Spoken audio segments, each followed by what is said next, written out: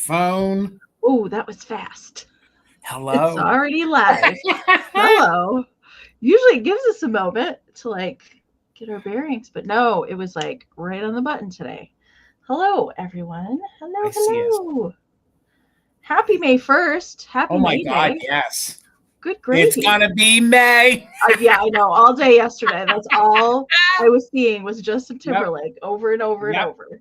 It's gonna be May. Yeah, over and over. Oh my God. But it's May 1st.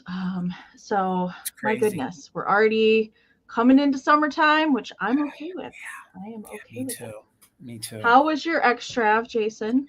It was very good. It was very good. It doesn't compare to last year's, but we did get close. So I'm very pleased. I'm very grateful. Was the weather cooperating for outdoor activities? Here's the one thing about our extravs. A lot of the markets that open up are outdoors. Right. So when the extrav is rainy and cold or hot, we do better with an indoor shop. So it's one of those, you don't want to wish it bad on the outdoor vendors, but if you have a good 50-50, we all make out, you know, the ones that are brick and mortar or the outdoor ones. It seemed to hinge heavy on better weather for outside, but that's good. Not always good for me, for my business, but good for them because the past few years, they really got rained out or had bad weather. So last year, wasn't it like super cold or something like that, or rainy? It rained the whole spring extrav last year. Yeah. So they needed it. It was good, but yeah. So it's weird when you break it down. If we had 50-50 weather, it would be, but I'm pleased. And thank you for everyone who came out and supported. And we have the next one coming up the last week in June. The summer one's right around the corner. So if you couldn't make it, that's just a couple. That's like a month away. Almost a little over like 2, I guess. Yeah. My goodness. Well, I know that you did some shopping too. Yes, I did. Did you have a good time shopping with Misty down there in Indiana? It was. I had a good weekend too. All right. Yeah. Good. All around. I know we both have some fresh finds tonight, both of us, from our little shopping excursions over the weekend. So, all right, let's say hi to the friends. Hopefully, fingers crossed, I have no internet issues. It's literally pouring. Like, I don't know if you guys can hear the train go by. But it's pouring. Yeah, I can't hear it. And it's windy. So hopefully we don't have any issues today. Fingers okay. Crossed. All right, let me scroll all the way up at the top. Number 1 in the chat today is Willie? Oh, Miss Willie. Yes. William is first in StreamYard. It could have been different earlier, but that is what StreamYard is showing. Miss Terry V. I didn't delete him, Terry. He's still in there. Oh, Terry's number 2 tonight, and Cindy Lou is number 3 in the chat tonight. Did you hear Amy? I have. She thrifted treasures. Yes. Okay, just making sure. And 4th in the chat tonight is Mr. Gavin. I'm snapping early, man. Karen in the chat tonight. Mr. Grupo, you are in town early tonight. Guys, if you are not subscribed to the one and only Grady Grupo Vintage Recordings, let me tell you, you're missing out. You need to, because I know we all love vintage. Usually we love music too. They kind of go hand in hand. So he plays tons of vintage music on vinyl, on a turntable, and it's right here on YouTube. And he drops all kinds of knowledge. And I have to tell you, Gavin, you impress me. You and Karen did the way you're dropping your different content, the way you're doing it. It's really fun. It is interactive as you can get on this platform. So please give him a follow here and over on Instagram. You won't be sorry. You just won't. All right. And yes, if you leave comments too early on the broadcast, StreamYard says nay, and we'll delete them. Yeah. So don't not us too early and hoping that it's still going to be there. I don't delete anything. Right. But yeah, StreamYard sometimes decides that it's got to go. There is Miss Karen G. Hey, hello. Karen is going to be our official bid ender tonight. As always, thank you, Karen. We appreciate you so much. Absolutely. All right, next person I'm seeing is Mr. Brian. Hello, Brian. Good to see you, sir. Tina is here. Hello, Tina. Welcome in. If anybody joined me last night on my little pop-up sale, thank you for coming over there last night. I know it was just an hour, a quick hour, but I appreciate everybody that was able to come over last night. Mama Pam is here. Oh, Pam. Who else am I seeing? There is Jason's mom. Hi, Linda. I love you. Hello. Vanessa has joined us tonight. Hi, Vanessa. Good to see you. Miss Gutierrez. Hello, Debbie. Debbie! And Teddy. Don't forget about Teddy. Hello, Teddy. Kim is here with us tonight. Hi, Kim. Good to see you, Kim. Sandy Bowman. Oh, Sandy. Joe from out in Cali. Hello, Joe. Welcome in. How are you, Joe? Good to see you, sir. Sharon has joined us tonight. Hello, Sharon. And Chaffina is back. Meow, meow, Chaffina, with your cute little fur baby in there. Melanie is here. Hello, Melanie. Good to see you. KB has joined us tonight. Retro D. Hello, Retro D. Fancy Ray of Starlight. New screen name, but repeat attendee to Fantastic Day. Just a different screen name. Okay. Critter Girl is here. Hello, hello. There's Tracy. Hi, Tracy. Hello, Tracy. There is Chris. Hello, Chris. I hope you're well, friend. Spark Joy in Life. Spark Joy. See, William even says Sandra D was first, but it got deleted. Got deleted. Yes, it did. So I didn't delete that, Sandra. Nope. Timmy is here. Hi, Timmy. Hi, Timmy. Susanna is here. Welcome in, Susanna. Aaron, good to see you. Hello, Aaron. Let's see, who else am I seeing? There's Sandra D. Hello, hello, Sandra. Good to see you. Welcome in. I'm scrolling. The chat is jumping on me. Becky is here. Hey, Becky. Hi, Becky. Good to see you tonight. Good to see you. There's Miss Glowy. Hello. Hey, Carol. Good to see you. Glowy. All right. I think I think I got everybody in the chat. Okay. If I missed you, I do apologize, but we will get right into the nuts and berries of how the sale is going to work tonight. In case we have anybody new in the Lurkers Lounge, if you want to say hi, we'd love to have you in the chat. Otherwise, most of you have heard this lots and lots of times, but we will go over it one more time just in case we have any new folks in the chat that have not heard this before, how the sale is going to work tonight. So I'll try and keep it as brief as possible. We do have a couple other little things to talk about before we get into the sale as well. Okay, so first and foremost, you want to be in the best version of the chat. So make sure you're in live chat, all messages, and not in top chat. If you are in top chat or you get caught in that, it's going to filter out some of the comments. You might not see everything, so make sure in live chat, all messages. And we do encourage you refresh as often as possible. Due to the nature of YouTube, we always have a lag here. Unfortunately, you can exit out of YouTube completely and come back in. The faster option or the fastest option that we can provide for you to refresh to combat that lag is the gear wheel icon. So you can find that in the upper right corner on a mobile device, so a phone or a tablet, which are going to be the faster options for you. If you hit that gear wheel icon, tap onto playback speed and hit 2 times. If you're lagging behind at all, we will sound funny until you're caught up live with us again. You can also find that in the lower right-hand corner if you're watching on a computer. So we will be doing all offer ups this evening. So that will be the auction style. I will pin the starting price up here on the screen.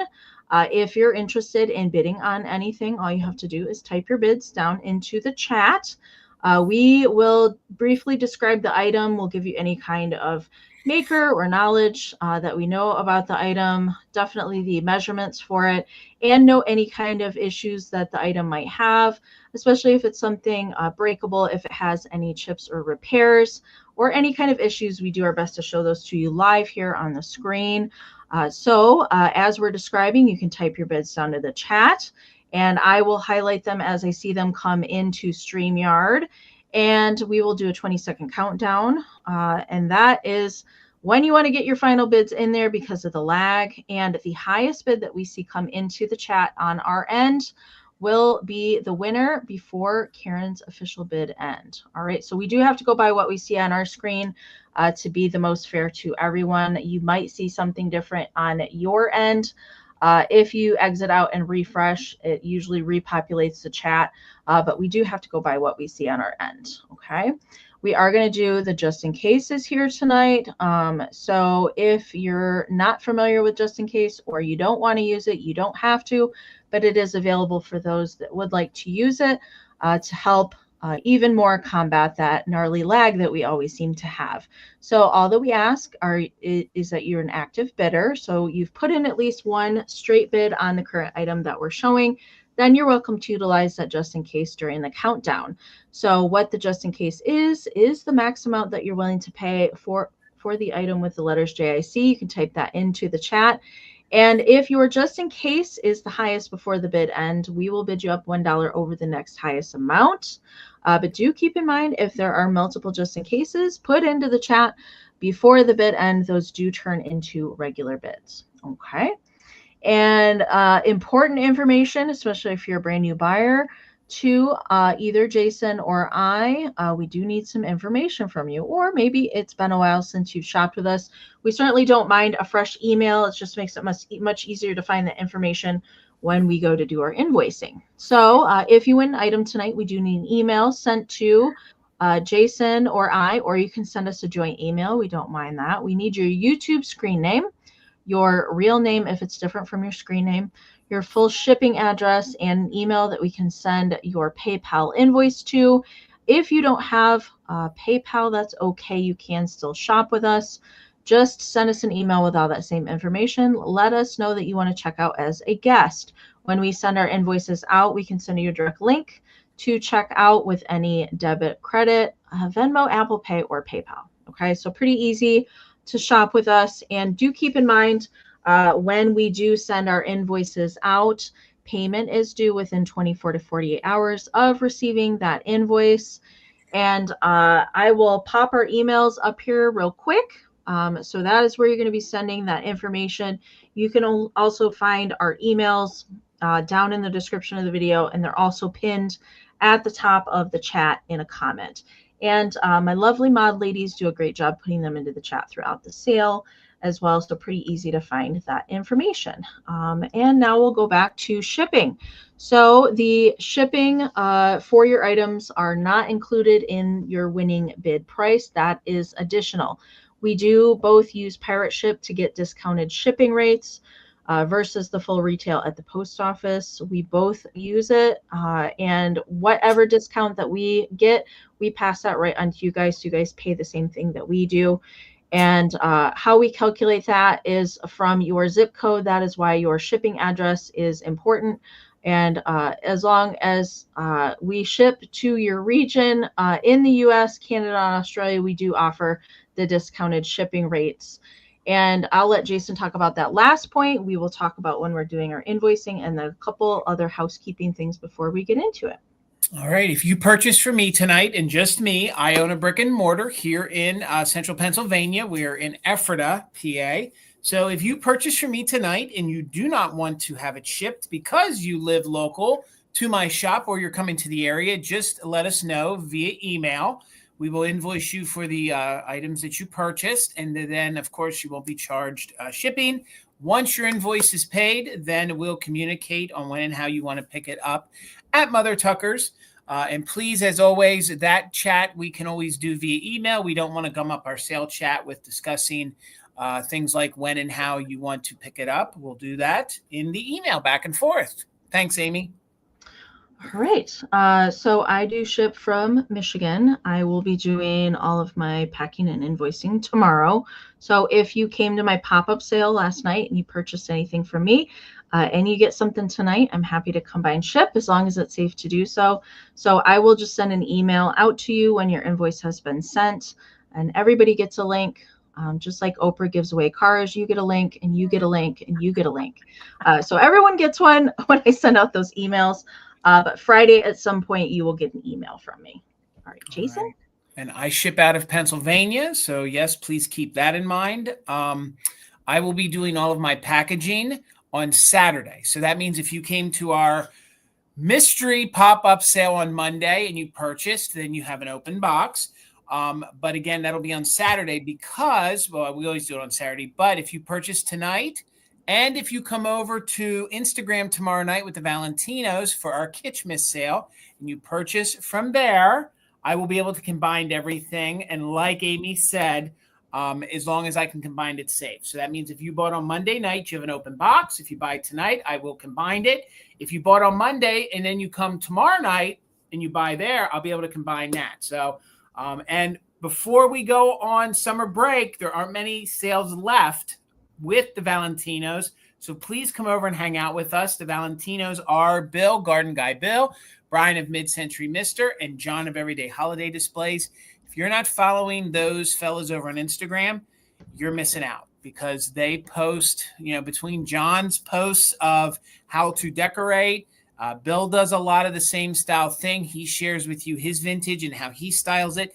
And if you want to see some crazy finds, you definitely want to follow Brian because he finds stuff that you would never think existed or imagined. So this is true. This is true.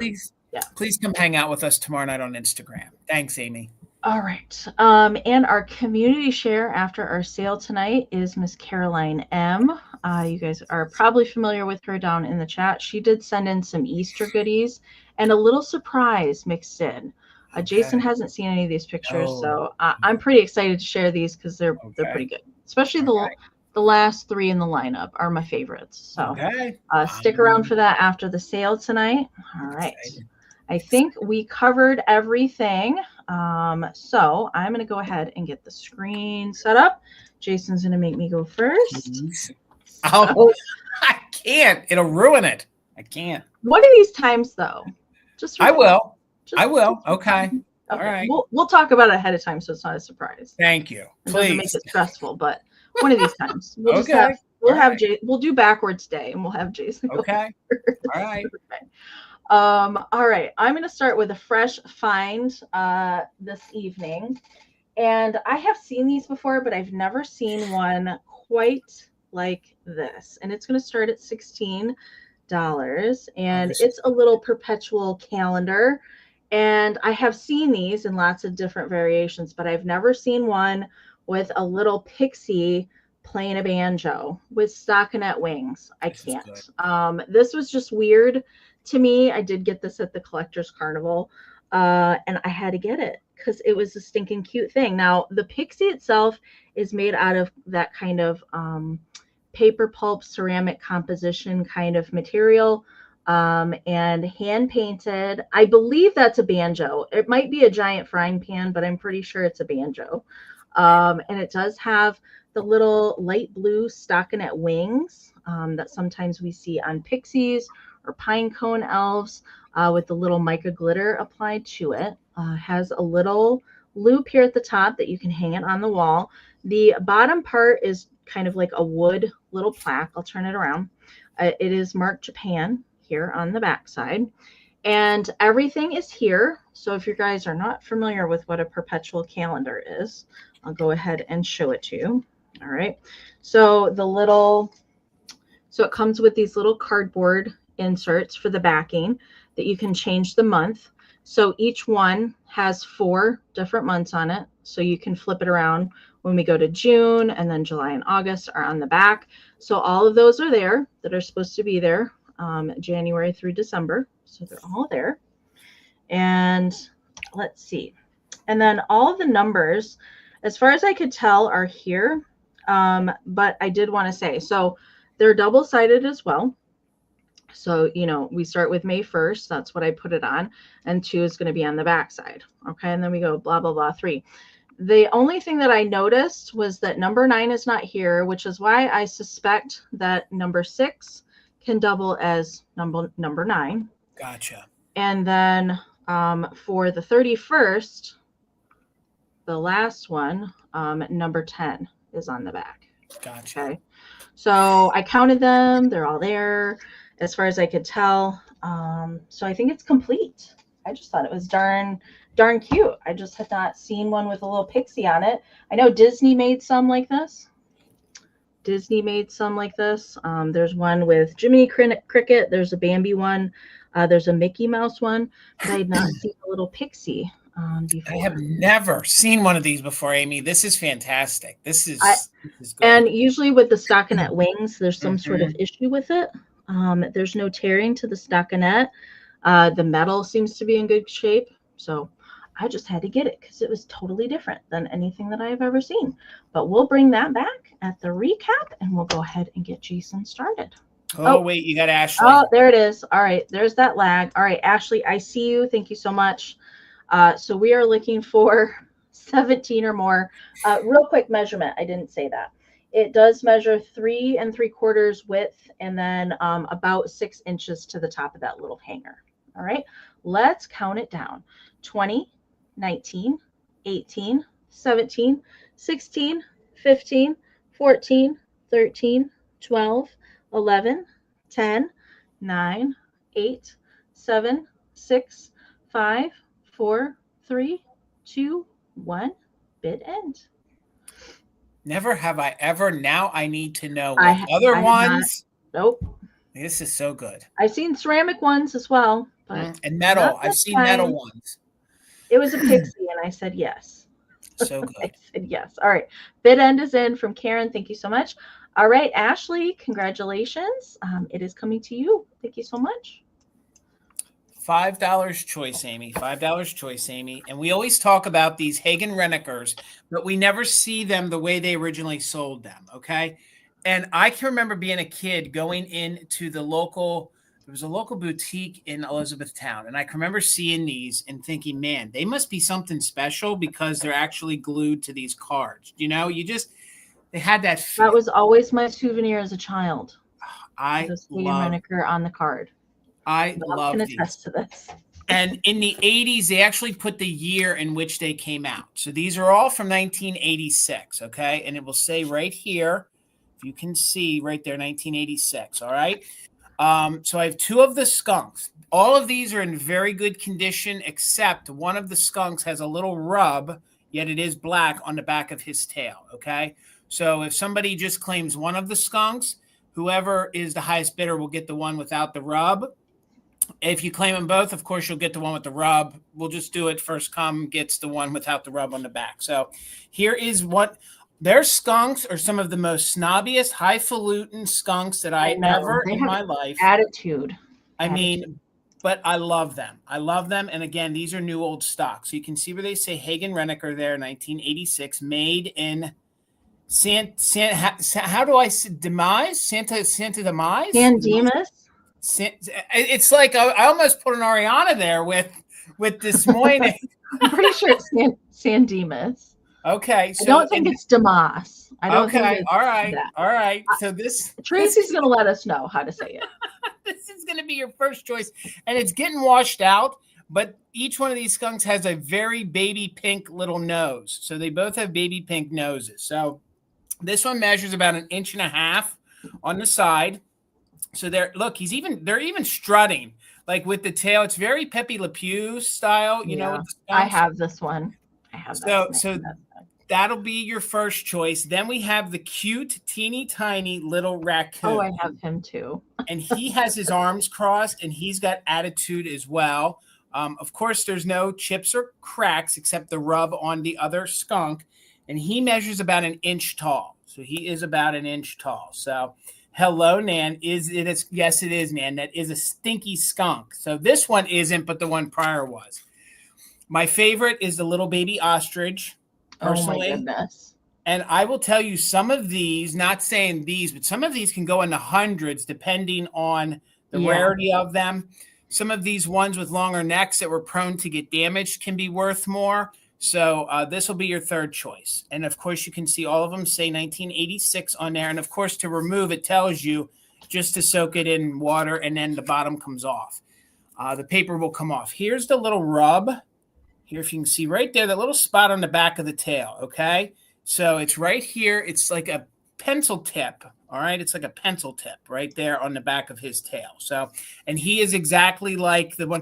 Of course, each one of these is hand-painted, but in essence, it's identical to the other one. There's really no difference. So let's go ahead and do ourselves a countdown. I saw everybody's bids. Thank you so much. It will be on choice of the little Hagen-Renekers. All of these are from 1986, and you'll claim them skunk. I made it easy for you. Skunk, bird, raccoon. Okay, so instead of you say ostrich, I just have bird. So looking for 9 or more, and we are doing just in case for active bidders. So 20, 19, 18, 17, 16, 15, 14, 13, 12, 11, 10, 9, 8, 7, 6, 5, 4, 3, 2, 1. Bid end. I got you, Nicole, in at 9. We're looking for 10 or more. Both skunks, like I said, are identical. One of them has a little rub on the tail, but they're all still on their cards, which some folks kept them on the cards, when they collected them. Some took them off. So let me put this down. There is our bid end. And I'm trying to get down here on my phone too. So there's the bid end. So Tina had a just in case of 15 over everybody else. So that means Ashley's just makes it 14. So Tina, at 14, you get first choice. Then Ashley, you'll have backup. And Nicole, you'll be the third in line. And Nicole and Ashley, your bids and just in cases came in after the bid end. So Tina, let me know. Were you interested in a skunk? We have 2 skunks. We have the bird. And we have the raccoon. All are the bird and the raccoon, Tina. They are yours. Thank you so much. So Ashley, were you interested in either of these skunks? Were you interested in either of the skunks? And that would be at $13 each. And if you pass, it'll be back to Nicole. So those two went to Tina. So Ashley, okay, yes, please. Did you want both skunks or just one, Ashley? Just let me know. I definitely got you for one, but let me know. I don't know. Some folks like to do a whole grouping, so at least one skunk is yours. Just confirm, did you want both of them or just one of them? And then Nicole, did you want the other skunk that is remaining? Okay, they're both yours. Thank you so much, Ashley. Congratulations. Thank you. Thank you guys so much. Congratulations. Okay. All right. I haven't brought a hanky and a brooch combo in a while, but these just went so well together. It was time. And it is butterflies. And I just don't see butterfly kind of things super often. I had the hanky and I found the brooch over the weekend. So you're going to get both. I just thought they paired perfectly together. And the hanky is a real nice big one too. But let's talk about the brooch first. And we'll try and get that up here. So first off, we have it is metal, so it's like enamel metal, monarch butterfly, and wish my camera would focus. It's I should learn not to wear crazy flower shirts because that is what the camera's focusing on. But it is made in Korea. It is stamped on the Y back here. It's stamped Korea right back in there, and it does have safety clasp and good working condition. Let's see if a piece of paper helps because I really want you to see the detailing on this because it's very nicely done. I have seen some smaller made in Korea butterfly brooches. This just has great detailing on it. There's just a tiny bit of wear on it, not a ton, no rusting or anything like that. I just really like that. And I just don't see monarch stuff as often. All right, so that is the brooch. It does measure 3 1/4 wide and about 2 inches tall. Okay, so nice, good size there. Again, I think that would just be a perfect candidate for a hat. Maybe you're going to a conservatory. Where Paul and I got married, we had butterflies flying around in the tropical conservatory. So this is something fun that you could wear on a hat or something like that. But the hanky is equally as beautiful. And it's a nice large one. Again, great to put on a table as a doily. something like that as an accent. The colors are not quite as vibrant on screen as they are in person. There's no holes in this hanky. It's really nice condition, really brightly colored. The border here is turquoise. I can say that with confidence. The other colors that are in here are yellow, orange, lavender, pink, and black. Okay, so there's all sorts of different butterflies, different kinds in each corner as we go around. Beautiful. So they're all kind of different depending on which way that you have it facing. The hanky, it's a big one. It measures 13 by 13 and a half. So it's a nice big size one. And I thought the one that is featured here on the front, although I don't think that's a monarch, but it goes pretty good with it, I would say. It does. But yes, so 16 for the pair. I love to pair those things together, but we will bring that back at the recap and we'll get Jason going. It's a ready-made Mother's Day gift. I mean, if you need a last-minute Mother's Day gift, it's already ready to go. $24, Amy. $24, and I found. Oh, there's Debbie. Maybe the lag is just crazy bananas. It could be. That could be too. It could be. And I see Dana just popped in there too. Be. Okay. Well, we'll just wait a little bit longer, you guys, instead of rushing on. If this is how the lag is going to play tonight, so we'll just wait a little bit longer. But make sure and try and get those bids in early so that we know there's somebody interested, so we can count it down. Okay. So I see Dana and Debbie are both in, and I see Nikki just popped in there with a 17. All right, so we're looking for 18 or more on the pair. I am going to count it down. 20, 19, 18, 17, 16, 15, 14, 13, 12, 11, 10, 9, 8, 7, 6, 5, 4, 3, 2, 1, bid end. And hello, Leslie. And hello, Paul. Paul's a good friend of mine. He's a whatnot seller, and he and his wife used to be dealers at Mother Tucker's. Gotcha. Okay. All right. There is that bid end from Karen. Thank you so much. And thank you, Kim, for putting my email in there. So Debbie had a 18. Nikki did have it just in case, a 25. So Nikki, it is yours for 19. Thank you so much. I'm telling you, that's a perfect last-minute Mother's Day gift, honestly. I mean, it'd be great. $24, Amy, and I have a Napco ware miniature head vase. It's in very good condition. I feel like my lights are washing everything out tonight. Let's turn that down a little bit. So a couple of the places where these usually have issues, she doesn't have any. There's no issues with those big, big eyelashes. She has, and this one's all like, there we go. She has her original pearls. So those are the original pearl earrings. A lot of times they're missing. She is she's a blonde. She's a blonde, and she's a tiny one. She's 3.5 inches tall. These tiny ones have become more, I think, just as collectible as the huge ones. You know, those middle range ones, yes, they hold their value, but folks are really looking for these 3.5-inch ones, 4-inch ones. I don't see the mini ones as often as I do. And usually when I find these small ones, usually they're damaged. Usually they have some kind of a condition issue. This one is really, really clean. Now, she has a little extra piece of ceramic right there. Okay, that's in the manufacturing. But she is really, really cute. She's really clean there on the inside. All right. Now, the collar here on her, it's kind of like she has a almost like a sleeveless style collar on. It is a white ruffle with some gold details. So all the gold is there, even on the little bow. She, like I said, she is a blonde.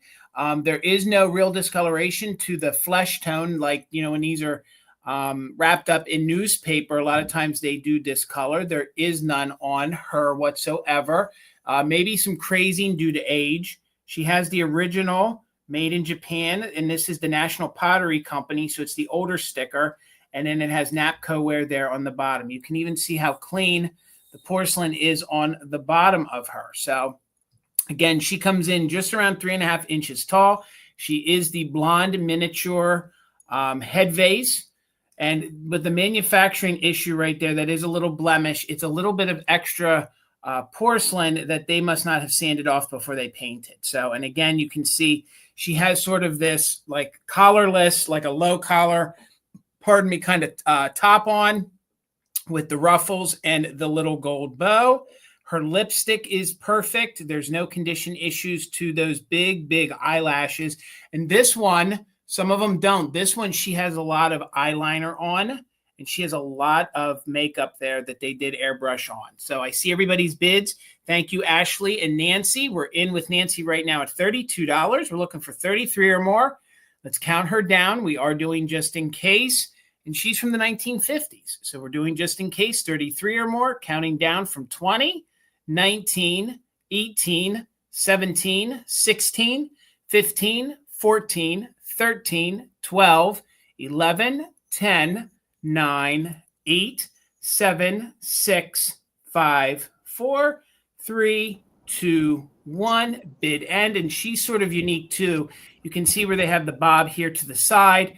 It's kind of like she tilted her head and her hair's kind of flowing off to the one side. So again, she's in really great condition. No chips or cracks, just some typical crazing, and 3.5 inches tall. So there's the bid end. Thank you so much to Karen G. So Nancy, with your 32, Ashley came in with a just in case of 40. So Ashley, she is yours for $33. Thank you so much, ladies. Congratulations. All right. Okay. I do have coming a little bit later. I do have some higher dollar things in the sale tonight. Those are coming like probably closer to 9 o'clock. But I have these, which I have never been able to find in the wild before. I'm pretty sure Jason has probably seen these. And maybe most of you recognize this, but I have never come across this particular set in the wild before. So we've got Neil the Frog from Sears. I love him. He is getting harder and harder to find things from. I do know that they made a few different style of shakers. Most common ones are like a white background, kind of a cylinder kind of shaker with Neil and flowers on it. But this is more three-dimensional for the shakers. And we've got Neil the Frog hanging out on his little lily pad flower, which is adorable. And Jason, have you seen this set before? I have. Yeah. I have. I had the pleasure of it being in my store one time to sell. Yeah. And it's really, it's bigger than you expect. It's a large set. So we do have the stopper here on the bottom. It says Sears, Roebuck and Company, 1978, made in Japan. Here on the bottom. So this is the lily pad for the base, and that is its own shaker. And we've got the lily pad flower sitting up there. And what I can tell you, there's a couple tiny little pinpoint flea bites on a couple of the little flower points, but overall it's in good condition. I'm seeing a little bit of crazing on the white ceramic part, but really I think that's in pretty good condition. And then Neil himself, we've got Mr. Neil. I just love his face. I like this guy much better than the Merry Mushroom. Personally, yes. I think he's much cuter. Now, I didn't find any kind of damage to Neil, besides a little bit of crazing, but he's got a zit. Do you see that? He does. It's like, it's a little extra nubbin of ceramic, so it didn't quite come out clean from the mold. So it's there, you can feel it. But I don't know. I don't think that detracts from his cuteness at all. So he's in great condition. He does have his stopper there on the bottom, and his little Made in Japan sticker. All right. So increasingly, I think the Neil the Frog stuff, and there's a huge series of this stuff. Yes. Oh my goodness. Yes. I don't want to say there's 100 pieces, but there's a lot. They did everything. The Merry everything imaginable. Stuff. And there's actual multiple. I think they did another version of shakers with Neil the Frog too. Yeah. Those ones I see more often. They're just white, like a white background. And it just features like a picture of Neil and some other things on it. But these ones are just like three-dimensional. And I like that he just perches on his little lily pad. So and yes, Heather, I said nubbin. I said, well, what else would you call that? It is a nubbin. That's exactly what it is. It's like a goosebump. All right. So real quick, I'm going to give you some measurements. The lily pad measures 4 by 2, and Mr. Neil measures 3 by 2 1/4. Again, from 1978, from Sears. They did a whole bunch of pieces with this guy. All right, Nikki's in at 24, so we are a beauty wart. Well, that's another way to say it. We're looking for 25 or more. I am going to count it down, and Nikki, you're welcome to put in a just in case if you would like. 20, 19, 18, 17, 16, 15, 14, 13, 12, 11, 10, 9, 8, 7, 6, 5, 4, 3, 2, 1. Ribbit, ribbit. Bid end. Hello, Jennifer. These are a super hard set to find. All right. See, Nikki's got a just in case in there. I was always told that too, Ashley. Always. If the frog pees on your hand. Yes. Yeah, yep. I've always heard that. All right.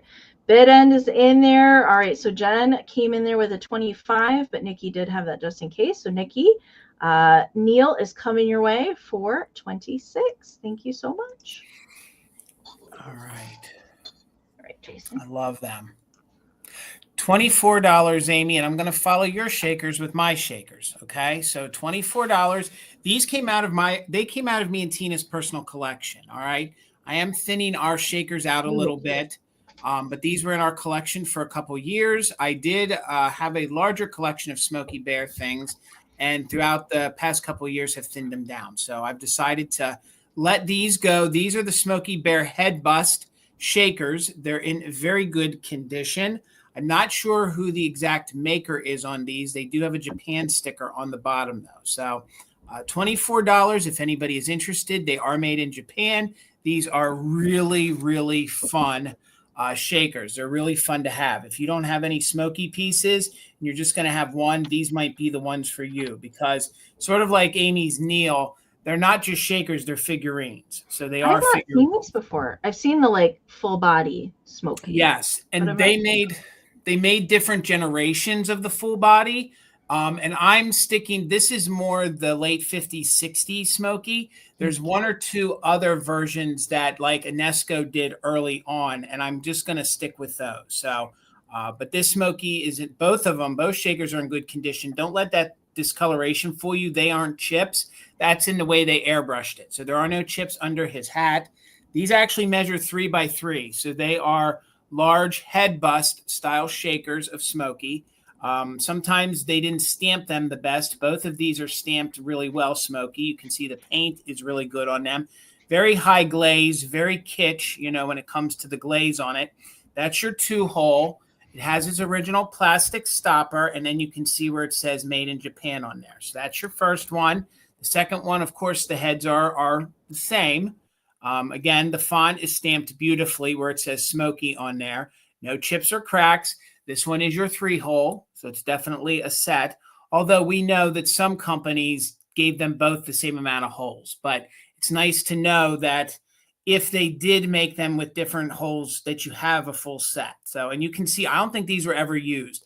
A lot of my shakers, they were from collections that I acquired, and then we picked the ones out we wanted and sold the rest. So usually when we offer shakers from our collection, they were never used because the people had them and used them as figures the whole entire time. So I'll hold them up again and show them to you together. No chips or cracks. Minimal crazing on these too. Sometimes these high glazes don't get a ton of crazing, and these don't have it.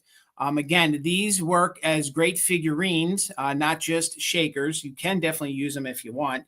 And again, they're 3 inches tall by 3 inches wide. So these are probably from the early 1960s, maybe the very late 1950s.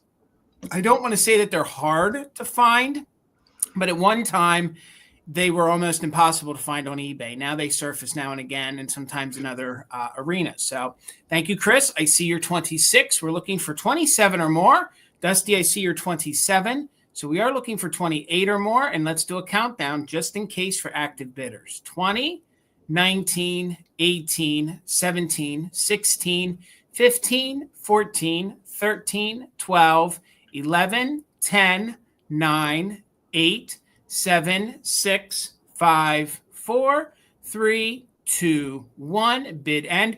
These are great. Like if you had that golden book that I had the other night, or if you have a really incredible coloring book of Smokey Bear, you can use that as your background and then put these in front.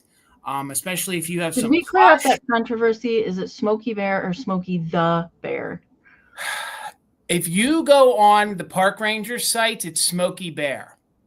Somewhere along the lines, and my golden book proved it, it said Smokey the Bear. I remember the. Yeah, I do too. I have a feeling. I got a feeling our generation knows him as Smokey the Bear. I think the prior ones know him as Smokey Bear. I agree with that. All right, Chris, I saw your just in case. Dusty, I saw your just in case. So, Dusty, they are coming to you for $30. Thank you both ladies so much. Congratulations, Dusty. Congratulations. Okay. All right, Kim says Smokey Bear. I know, but I remember as a kid. I agree. I always remember it like the commercials. Smokey the Bear. I know. The coloring books that we got at school. I remember Only you can prevent forest fires, kids. I know. That's pretty good, Jason. Thank you. That'll be my new job. When the reselling thing runs out, I'll go play Smokey. Right. Okay. I do have a couple handmade pieces tonight, and this is my first one. And Jason said in my sale chat last night that I find the best flocking critters. You do. And this is a Joseph Originals flocked turtle. Can we even with that? I knew these existed, but I'd never run across one before. There's a whole bunch of different sizes of these. So flocked ceramic, Joseph Originals little Toidle, and he's just on his back, and he's just freaking adorable. And I have put him on a vintage new old stock. I did take the plastic wrapping off of that. A new old stock ribbon. It is Embassy curling ribbon, again from good old Kmart back in the day. And I love that. So I just had to make something with him. And so I've popped a little ladybug kind of crawling up the little ribbon there. And we've got a bigger spun cotton mushroom there, some kitsch-tastic plastic flowers there on the front and the back side. And then you can see all the cute little shell detail on the little turtle. And I have signed that one on the back side. It's not super large, but it does measure 5 inches tall to the top of the ribbon. And it is about 3 inches. So if there's anything hanging off, that's where I get that width measurement from. But oh my goodness, I was so happy to find the little turtle. There's also snails and ladybugs in the same style that I've never come across either. They're just super hard to find. Some of the little flock Josephs, I do come by. Jason finds some for me every once in a while, but I had never come across the little turtle before. He just was so cute. All right. I see Ashley's in, and hello, Pam. Welcome in. And Nikki's in at 36. So we're looking for 37 or more. And I'm going to count Mr. Turtle Friend down. I did have kind of a theme of like butterflies and frogs and snails, that sort of thing tonight, and bugs. So that's why I decided to bring him tonight. All right, so let's count him down. We're looking for 37 or more. Anybody that's got a bid in there is welcome to use it just in case. 20, 19, 18, 17, 16, 15, 14, 13, 12, 11, 10, 9, 8, 7, 6, 5, 4, 3, 2, 1. Bid end. I love the colors that you use. You blended them perfectly. Thank you. Good colors. Hello, Moose. Hi, Dusty. I know Moose was not here. She was not on the loose yet at the beginning of the show. She's lurking. She was. All right. There is the bid end from Karen. Thank you so much, Karen. All right, there at the end. Ashley had a just in case of 40. Pam was at 42. Nikki had a just in case of 45. Pam had a 46, but Nikki came back in there with a straight bid of 48. So congratulations, Nikki. Turtle is coming to you. Thank you so much. All right. All right, okay, your mom has a chat in here. Yep. It is Smokey Bear, Confusion Road from the 1950s song that was recorded. Smokey Bear remains the official name. Okay, good to know, Linda. Dropping the knowledge. Gene Autry was the one that did the one version I know, so he did say Smokey the Bear in there. Yeah. So. Yep. Doggone you, Gene. $28, Amy. $28. And we used to have a set of these. We have a skunk collection. I don't know if I ever showed them on a video. Maybe I should. I do too. But we had these, sold them once, and I found another set, but I have no room to keep them for myself. So these, I do believe these are made by, I believe these are made, and correct me if I'm wrong, Amy, but I'll tell you why I think these are made by Christ, okay? They are Christ, yeah. Pretty sure they are because they do have their original paper Japan label. And when I show you guys that label, Christ was the only company that used that style paper label. So, and I believe mine, when I sold off mine had the Christ stamp on it, but these don't have the stamp, just the sticker. So $28. These are probably one of my favorite sets of trio chained skunks because they look like a dapper fella. And I'll show you why. I believe he's more the masculine skunk, and then we have two feminine skunks with their little purses. Okay, so no chips or cracks. The larger skunk in the back measures 5 inches tall. The ones in the front measure 2.5 inches. Okay, there might be a slight paint rub here or there, but there is no chipping to any of these, and the fur is in remarkable condition. So let me sit them down here so I can show you some of my favorite parts of these chained skunks, okay? Even if you don't have a skunk collection, this would be a great set to start with. Look at the dapper shoes on this fella right here. Like he or she has got these full-on like 1930s style loafers on there. And if my camera wants to focus, there we go. Usually when it's a paper Japan label like that, it means it's made by Christ, okay?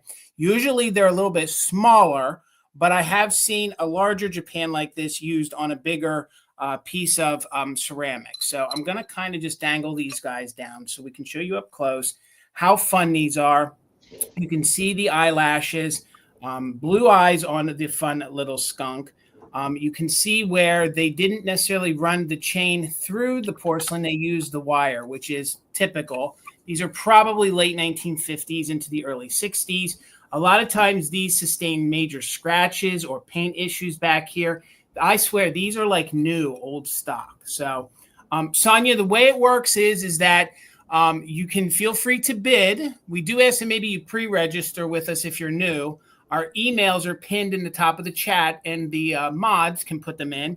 They'll also be down there in the where our names are. So once you purchase, we just ask that you email us your full name, an address, and an email so we can send you a invoice to.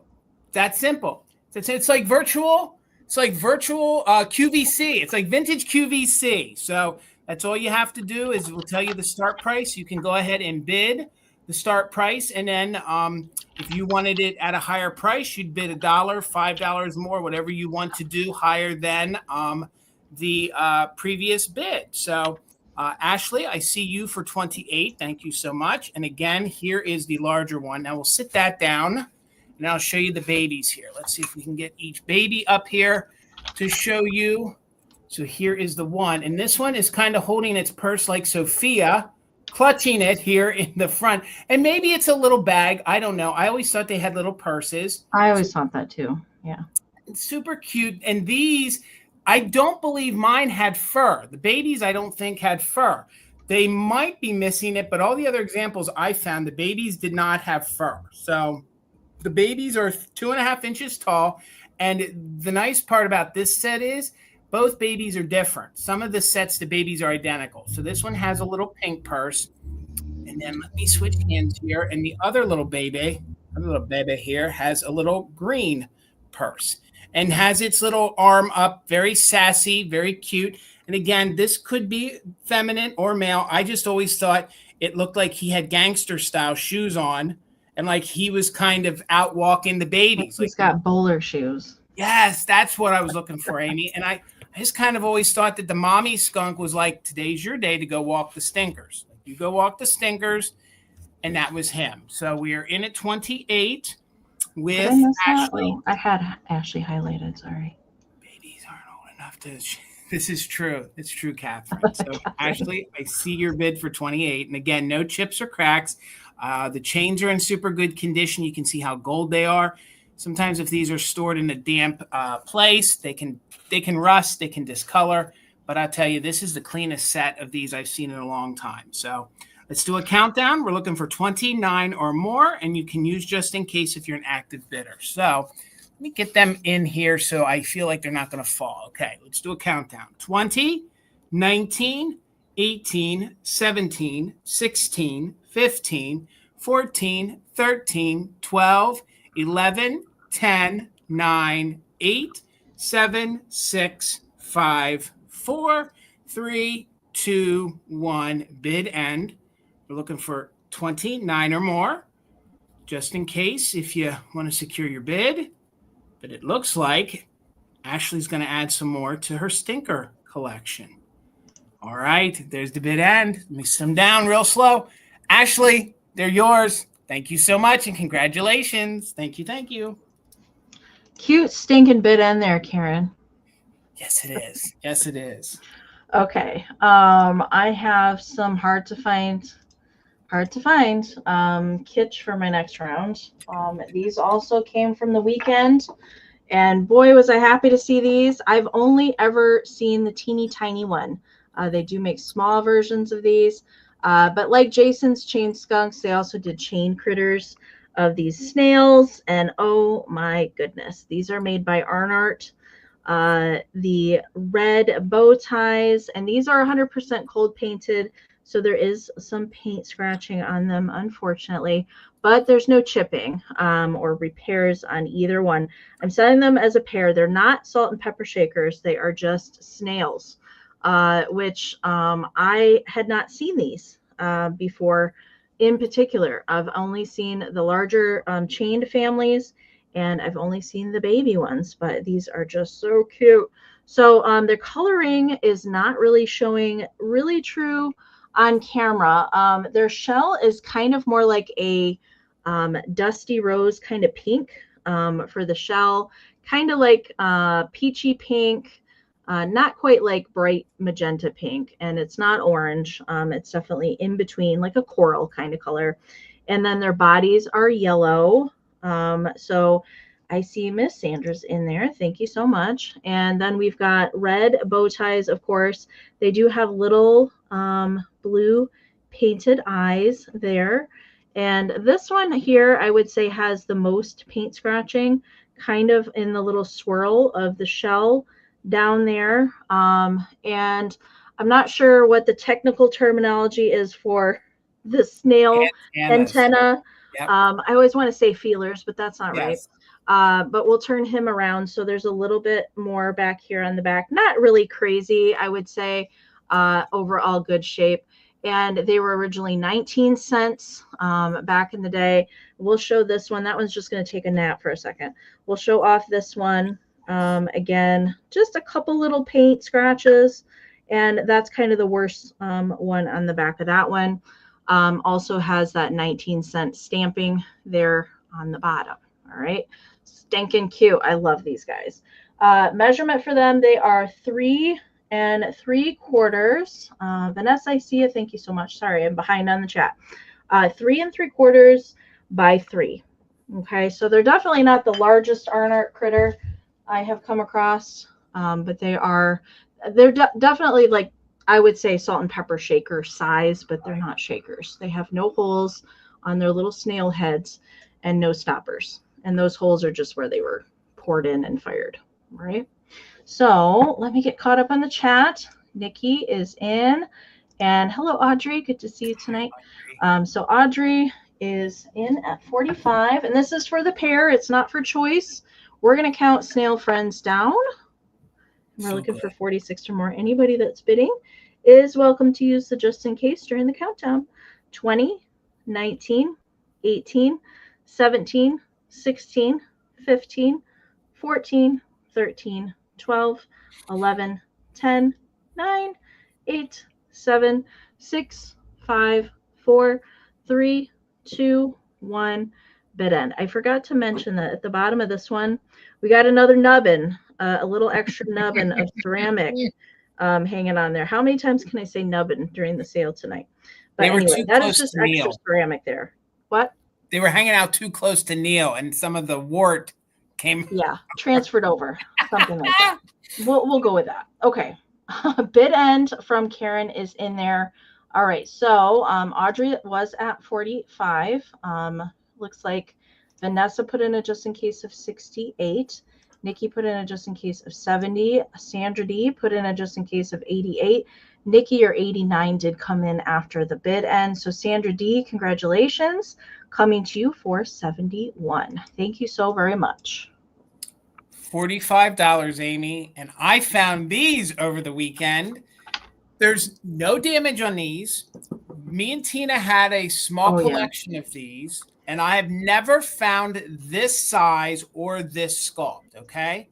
Jason, what did I get the skunks for? You got the skunk trio, actually for 28. So you got the trio for $28. You got them at the opening price. So $45. These are in remarkable condition. These are the little couple style cats. These are large. These are probably as big as the large Napco poodles or reindeer. I don't mean to bring them up. They're hard to find. But these have no condition issues whatsoever. They don't even have a manufacturer on the bottom, okay? I did my best to research these. I couldn't find them that they looked just like this, okay? I found similar sculpts, but not with the eyelashes and the eye colors, okay?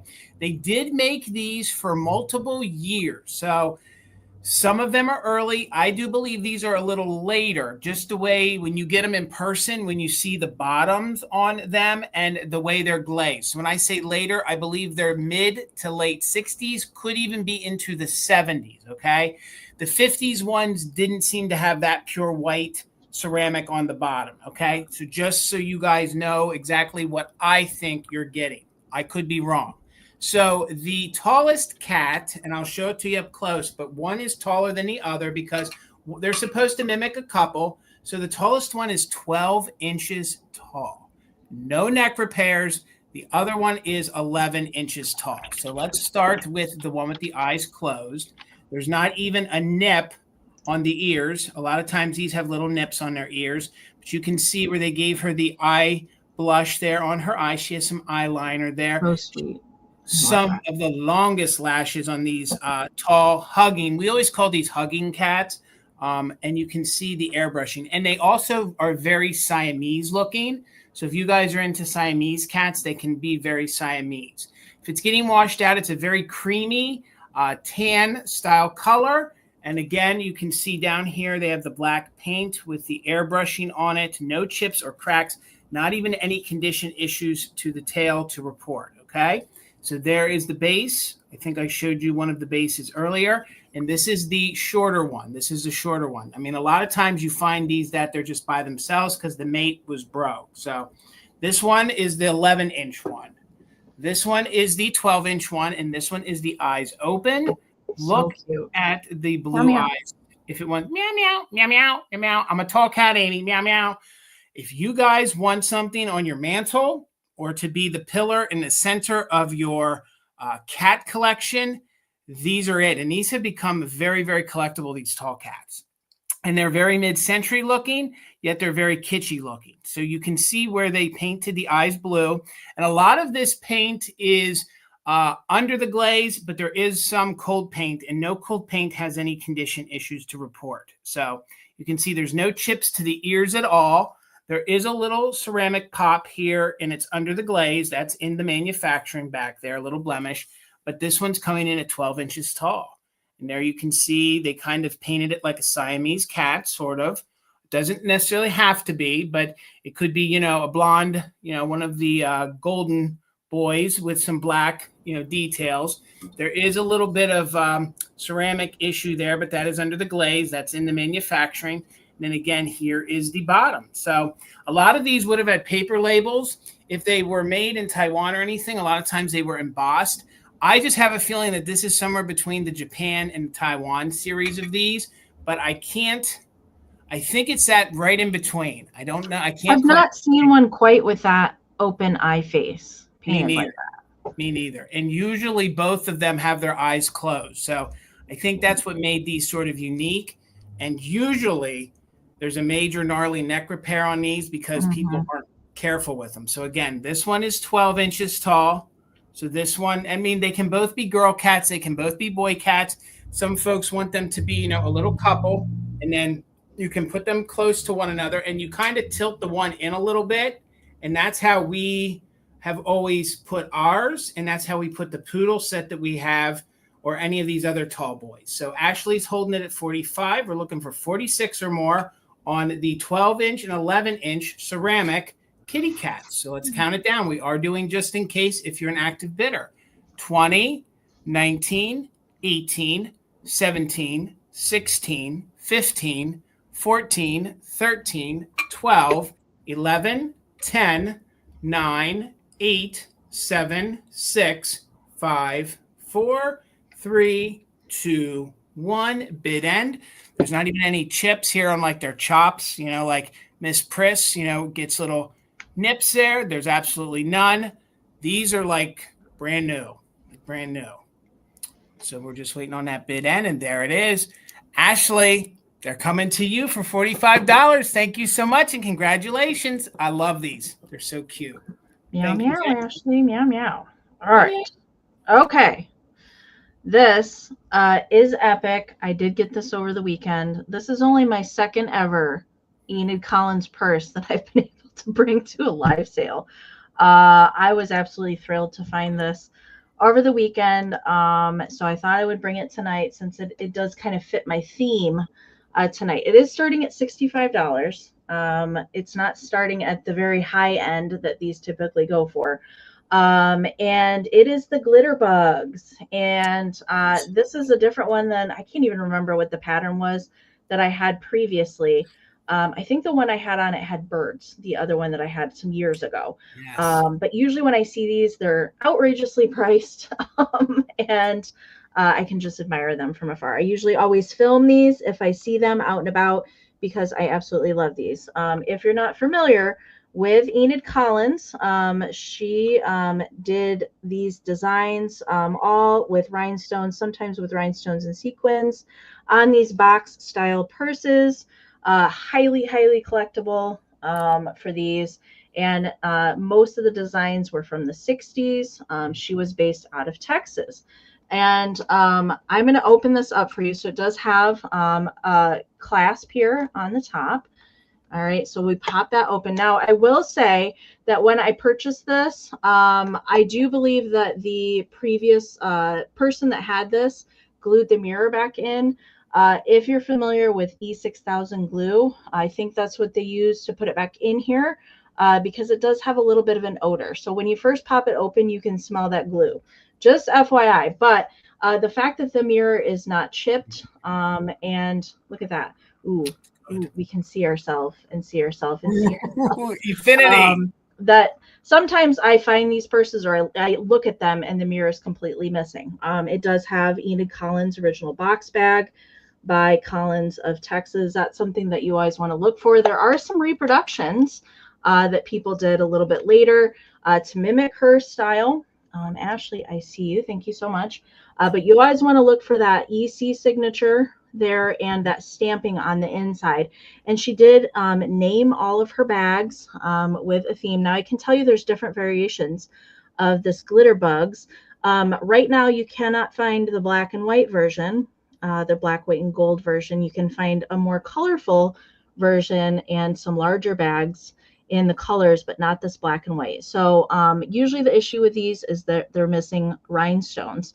And not easy to replace most of them because she had some specialty made for her bags. But this has no missing rhinestones or gems. Everything is in good condition there. And the only really notable issue with it, there's a little tiny bit of rust down here at the hinge. I didn't think that that was going to detract from it. And the handle is really nice condition on it. Just like I would say typical wear for these. They're never in perfect shape, but good vintage condition on it. All right. And this is not the largest size that the glitter bugs came in, but this one measures 8.5, 4 1/4, and then it is 2 1/4 inches thick. All right. So in relation, well, I don't have my cell phone handy, but this is like a postcard frame. So like pretty much a bigger phone could fit in there. If you wanted to actually use it and show it off, I totally would. All right. So I think I'm going to do a countdown here. Like I said, I don't see these very often. I just love these. There's not even any scuffs to the wood, which is amazing. Usually there's gouges or scuffs on the wood. I do think that it was carried and that it was used. Definitely. Lightly. I do think that. But the fact that none of these are missing. Right. I think the last time like you and Bill and everybody were at Springfield, there was a vendor there that had several of them and they were all missing something on the front. Yep. And she wanted a pretty penny for them. That is for sure. All right. So Ashley's in at 65. So we're looking for 66 or more. Robin just popped in there. Hello, Robin. Hello. And like I said, before I count it down, overall good condition, nothing really broken on it, but I do suspect that the vendor that I bought this from re-glued the mirror in just because it has a little bit of a glue odor when you first open it. So if you're sensitive to that, just be aware of it.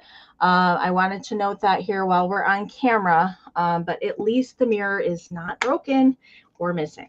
Okay, so let's count this down. We are looking for 67 or more. Robin and Ashley, you're welcome to put in just in cases during the countdown. 20, 19, 18, 17, 16, 15, 14, 13, 12, 11, 10, 9, 8, 7, 6, 5, 4, 3, 2, 1. Bid end. Kim, I'm not going to the May one because I'll be in Elkhorn. It's the same weekend, so I won't be going to the spring one, but I hope to go in the fall. All right. There is that bid end from Karen. Thank you so much. All right. Robin had a just in case of 75. Ashley had a just in case of 78. Robin, your 80 did come in after the bid end. So Ashley, congratulations. It is yours for 76. Thank you so very much. All right.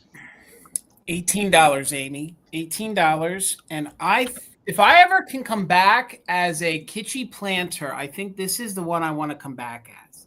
He is this fun. Oh, yes. He is this sly little dog with his tongue sticking out. It is made by Anesco, so there is an Anesco foil sticker there, but you can tell that it has been worn off. But if you tilt it, you can just make out where it does say Anesco still in there. So I believe they did a series of these. This is my favorite style of planter because it can be used for a lot of different things. But let me show you first how great he is. So he's got these eyelashes, blue eyes, just $18. Little bit of crazing. He is next to this fun kitschy drum with these atomic sort of stars all over it, and he is three-dimensional. No chips or cracks. We do have a little bit of porcelain issue here, ceramic issue, but that's under the glaze. That's in the manufacturing. So it's a very shallow void in here. So this would be great to use. Like I think we all use it as an example. If you don't want to put like your air plant in it or anything like that, this could be used. I don't know if you want to use a pencil holder for this, but this would be great as a desk caddy. Like you could put like maybe little things you want to get in there, maybe fill it with paper clips, things like that. I just think it makes a very cute figurine. And I think he's really sweet and adorable with those eyelashes. So again, it is made by Anesco. There is some crazing. It's very clean on the inside, as you can see. Let me give you some measurements on him. He has a gorgeous turquoise style bow on him as well. So he is about 4 inches tall. So he's about 4 inches tall from the top of his head down to his feet. And he is about 4.5 inches across. So he's about 4.5 inches across. So again, I love the fact, I don't know if that's supposed to be his dog food bowl. and maybe he finished off everything and he's licking his chops. I just don't know. So yes, I'm so sorry. The long neck cats, they did sell. Was someone asking? I feel like No, Karen was putting in that she thinks she found them from 67 on Norcrest. Okay. All right. So again, a cute little Anesco doggy. Have you ever seen this series before, Amy? I have. I actually have a cat one that matches with it. I keep it on my bathroom sink with my makeup brushes in it. See, and isn't that the perfect size for stuff like that? Like, it is. Some of the planters can be. It's not too large. Like some of the planters are much larger than that. But yeah, it's a nice small size. Exactly. So here, let me get in here and show you the fun detail on here. He's is a gorgeous 1950s style pink. He's a really great pink. They did a great job of giving him some detail here on his snout with the little dimples right there. And then you can see they even gave some detail to the bow here, all the way down to his big old feet. And then each one of these little painted little kind of atomic, maybe not, maybe kind of just stars all the way around, as you can see. And again, he is in really good condition. This could be one that you could repurpose for things. I could see maybe if you were crafty like Amy, this would make a good one to double as a pin cushion. Maybe you could put your sewing bits and bobs in there if you want to. I just thought he makes a really, really great figurine. He kind of fit my theme for tonight with the colors. And truth be told, I wanted to balance my dog-cat ratio because I didn't want to swing one way too far. So I will just wait another moment here for the lag. He is made by Anesco, so he is made in Japan. So he is Anesco, Japan. You can see super clean on the bottom with no stains whatsoever. $18. And that face on him, he is just stinking adorable. Really, really cute and really, really good condition. And again, he might even be one if you used him in like a non-traditional Christmas. That would be perfect for a big old tree. That could be your base. You know, if you guys do a kitschy style Christmas. Oh, like a pink tree. Yep, you could definitely do that if you want to. So again, he's $18 if anyone's interested. He's made by Anesco, but I'm not seeing any interest on him. So we will put him to the side and I'll bring him back for the recap. Maybe somebody will want to add him to their box in the recap. Over to you, Amy. Yep, we will do a recap at the end. Okay. All right, this is another higher start item, and it's going to start at $50. I've had the smaller one. I have never. Look how big this is. It's fantastic. I did post a picture of him on Instagram. I might have on my post tab here on YouTube too, when I found him over the weekend. And this just, I squealed. Mom can say that I squealed when I saw him sitting at the back of a shelf. So this is a Remple. It is a squeak frog. He no longer squeaks, unfortunately. But the squeaker is back here. All right. And he is stamped Remple right there on his butt. 1948 Remple.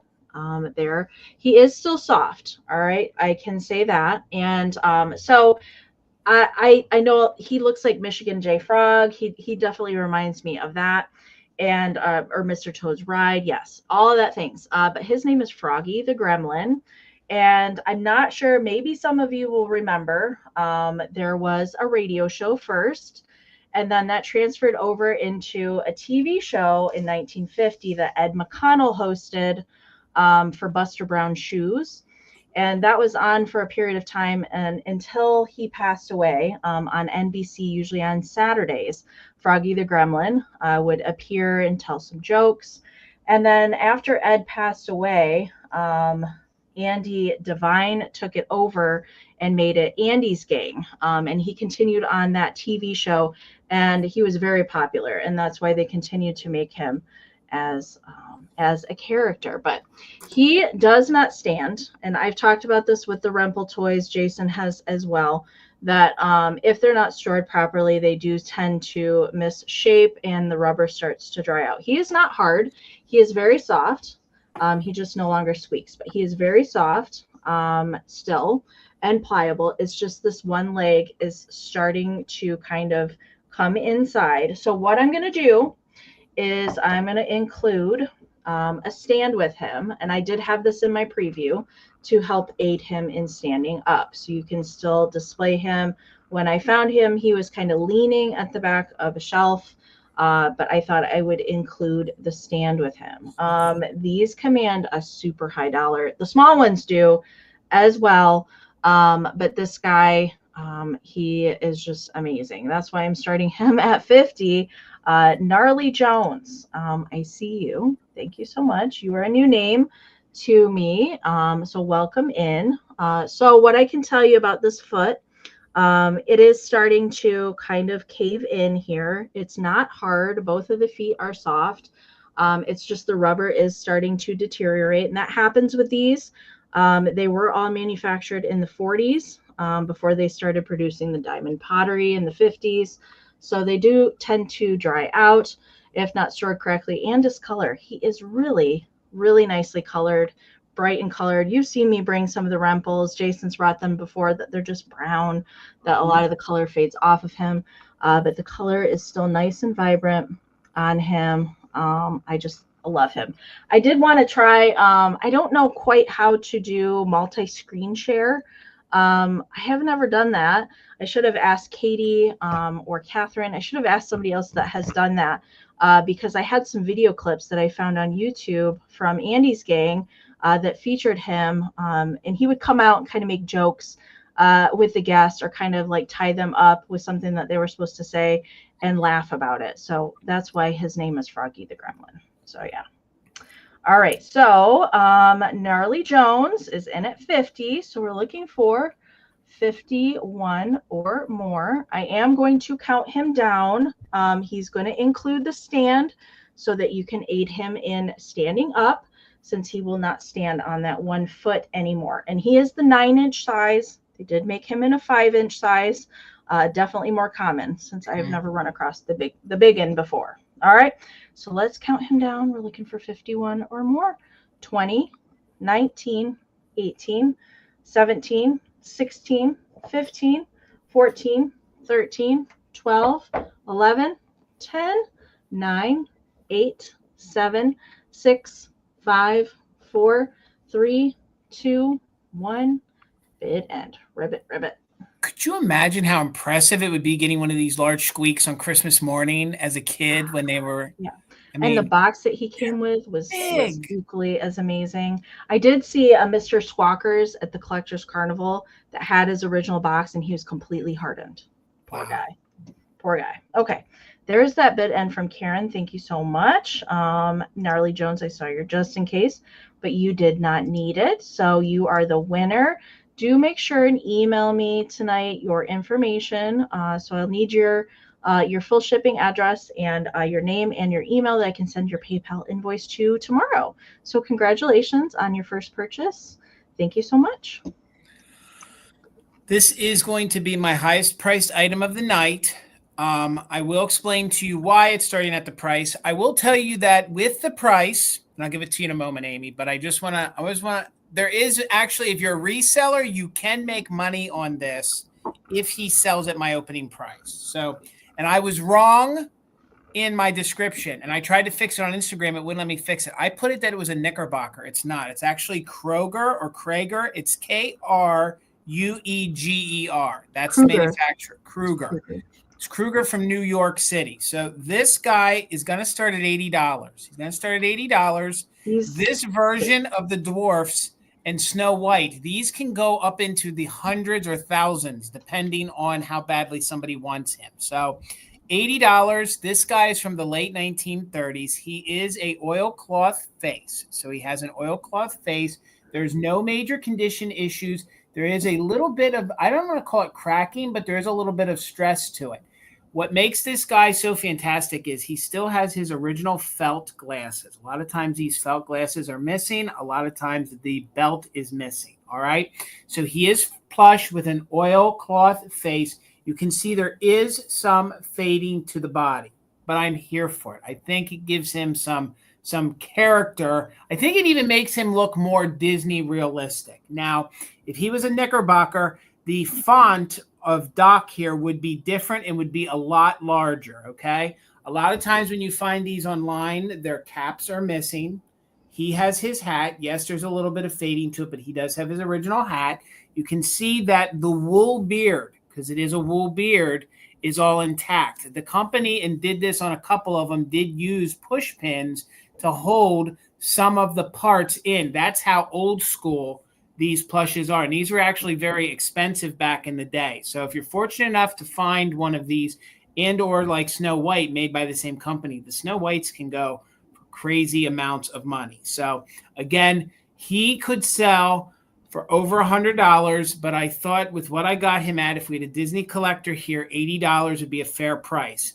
He could be even more if he didn't have his fading situations.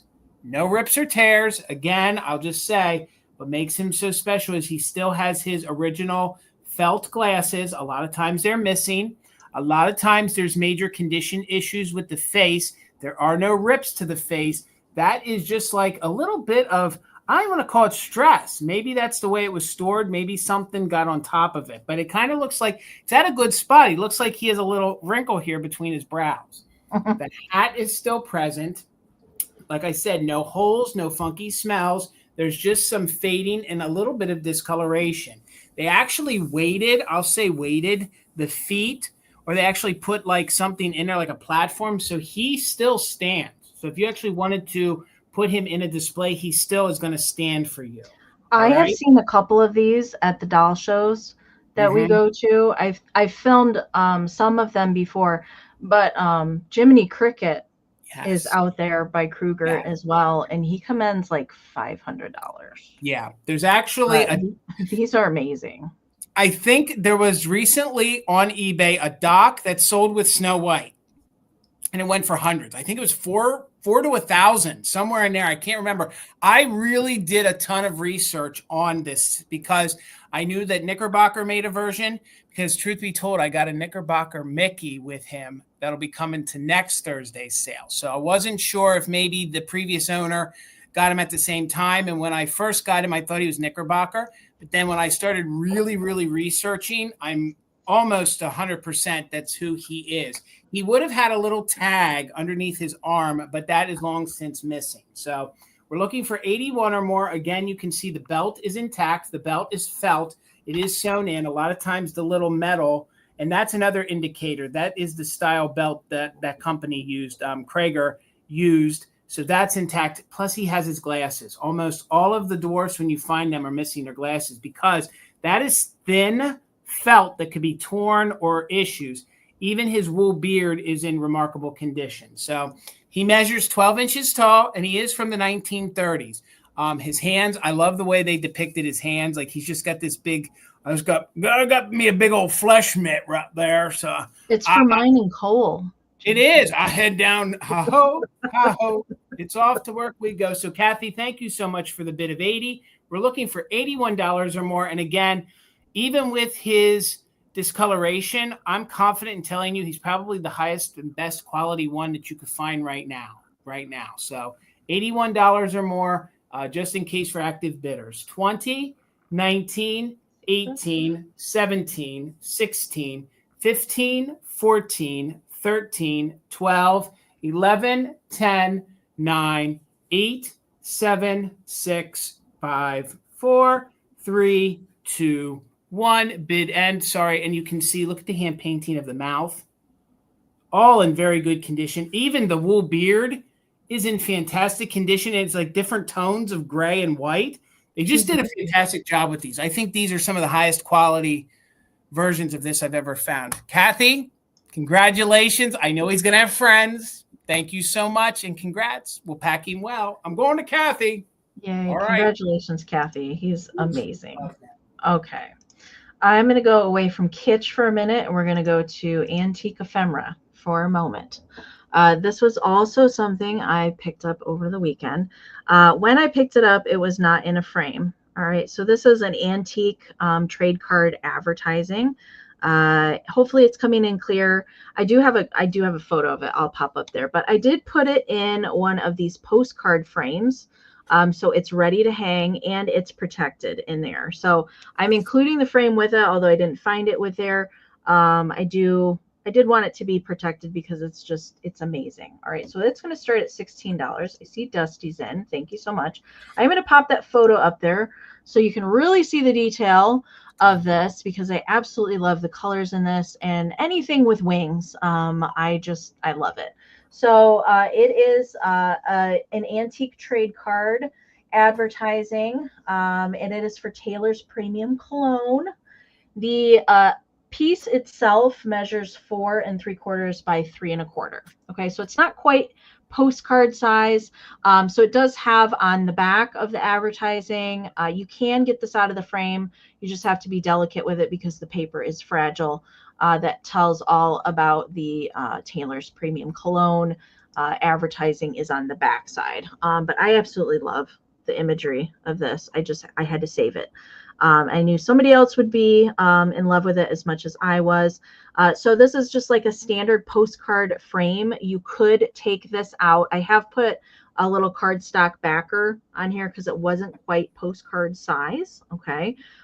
Just to get it. So that might aid you in getting it out of there. If you did want to switch out the ephemera or put a different postcard in there, you can, but I thought I would just preserve that and protect it. And I did get this at the Collectors Carnival. I actually purchased this from a gentleman that had an entire binder, and it was his lifelong collection of antique trade cards. It was pretty fantastic to see. So I was glad that I was able to purchase that from him. He had not been set up at the show before. All right, so I see Celeste just popped in there with an 18. Thank you so much.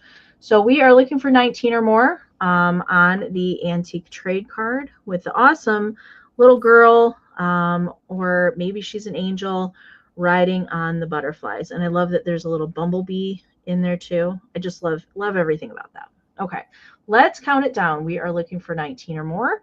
20, 19, 18, 17, 16, 15, 14, 13, 12, 11, 10, 9, 8, 7, 6, 5, 4, 3, 2, 1, bid it. I love these trade cards. They put so much work and artistry into I know, some of these. just for it to be usually lost to the sands of time. That's for sure. All right, there is the butterfly bid end. Thank you so much, Karen. All right, so Celeste had a just in case of 23. Dusty had a just in case of 34. So Dusty Moose, it is yours for 24. Thank you so much. All right. I had miscounted, so I'm going to do these as a choice. So, and I knew this before the sale started. I miscounted. So they're going to be $20 choice. I'm going to put my pictures together as a choice, okay? So the only thing similar about these is they're glass, they're reverse painted, but they're from two different eras. So $20 choice. This one has the original advertising. I think this is technically new old stock, but this is actually the original picture as an actress, and it is Dina Durbin. It's Dina Durbin, who is a Canadian-born actress from the 1930s and 40s. So I believe then you would have taken her picture out and put what you wanted to in. So $20. There is a little few condition issues if I can get the glare off, but this is a gorgeous, very 1930s, 1940s deco style glass frame. A lot of times I don't find these with the colors painted in. So you can see I'm showing you close so you can see there is a condition issue right here. But they have the chrome tips that are original, and it is glass. It's reverse painted, and the green on this is phenomenal. It's very jadeite, so it's going to go well with anything that you have from the 30s to the 50s that is of that color scheme. So again, what you'll do is if you want to take her picture out, you can put whatever picture in you want in the back here. But again, this is really, really fun, and it's from the 1930s is when I believe. So it's a fun colored picture. I love that frame. I actually had this, and I bought this because I was going to sell this at Easter time because I think it has a very spring, very Easter. But again, this is very Hollywood. So if you guys are into Hollywood or you're into like pinups or you're into the 1930s or 40s or 50s, I wouldn't take her picture out. I would leave this in. You just put this up on a mantle, you're good to go. And you can see it has these gorgeous round, very deco style attributes to it, along with all those chrome lines. There is just a little condition issue, which some of these pictures had, which is very typical. And the chrome has mild pitting, but no major rusting. That might be the worst pitting that you have right there. But the frame measures 8x10, so you can put any kind of 8x10 photo that you want to in it. But this is technically new old stock from the 1930s, and it was never used. So that's going to be your first choice. Oh, and before I sit it down, the fact that the original easel or kickstand is still there, usually they're broken, and those frames then have to be put in a plate stand. I do believe this is earlier. I've been selling some of these, and I was 14 of them found one of these. So this is one of the foil pictures. It is one of the silhouette reversed painted foil pictures. This is a tiny one. It looks like it came from Early American Reserve Painting and Glass.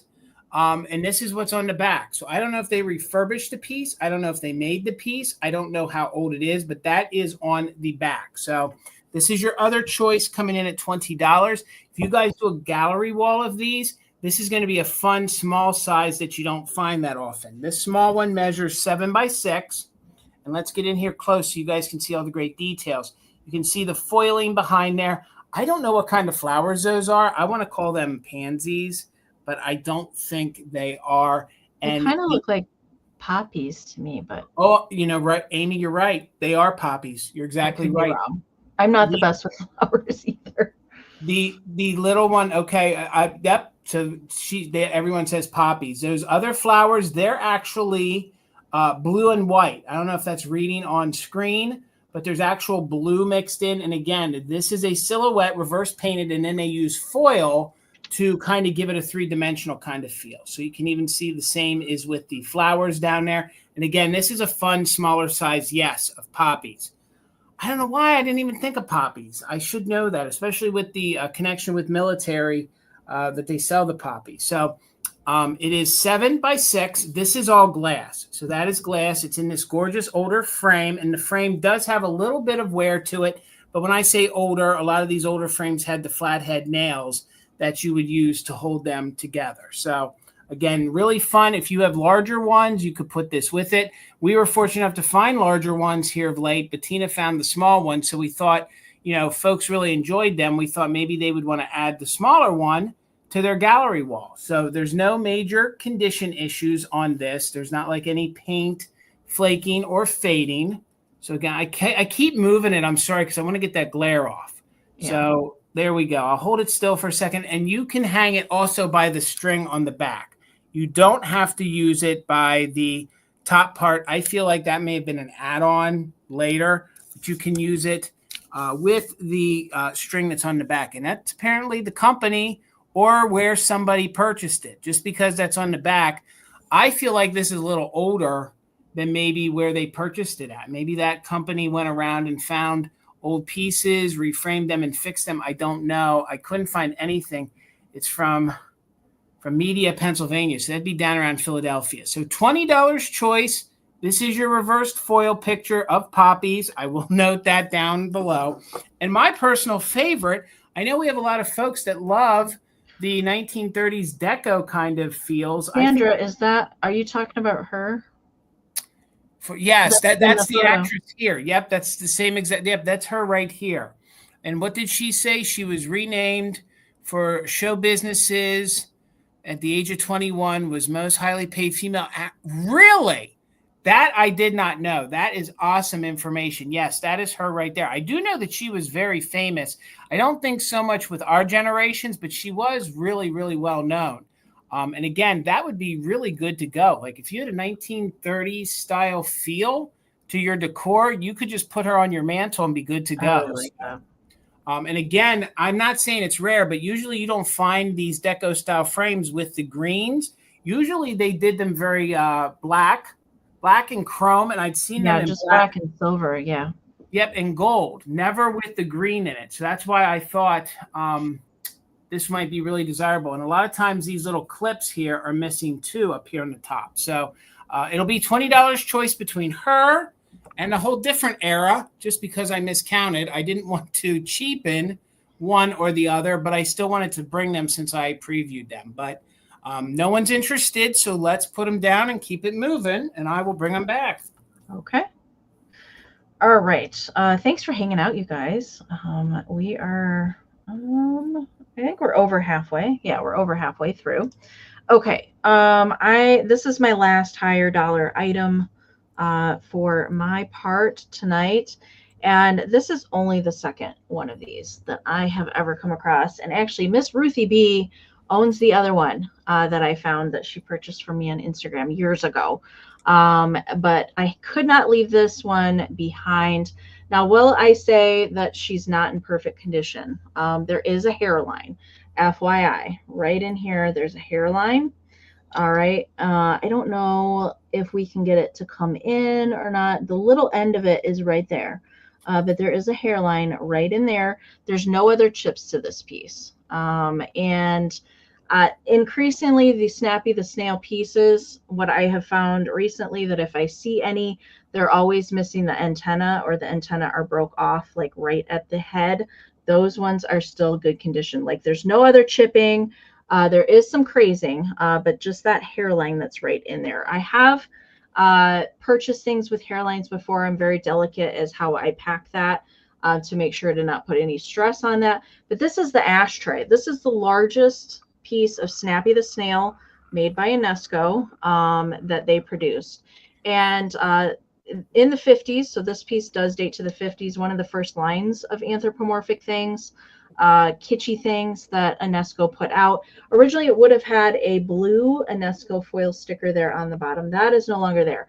And with the Snappy the Snail line, they always did pairs. So they did a boy snail and a girl snail for each of the pieces. So there's actually two ashtray pieces. The boy always is going to have blue on the bow tie, and the girl is always going to have pink. So this is the girl version, and there would be a mate ashtray with this. Now this is a large piece. It's meant to lay down, of course, for the ashtray, but this was smart of them that when you weren't using it, you could stand it up, because it stands up just fine on its own for a giant figurine. And I agree with Karen, you could do a huge diorama in here. That would be my idea, is make a little scene in there. These pieces, like I said, I've only ever, this is the second one I've only ever seen or come across for Snappy the Snail. And I love the coloring on this. Great detail that we would expect from the Anesco ceramics, all highly detailed, just like Napco and Lefton, their counterparts there.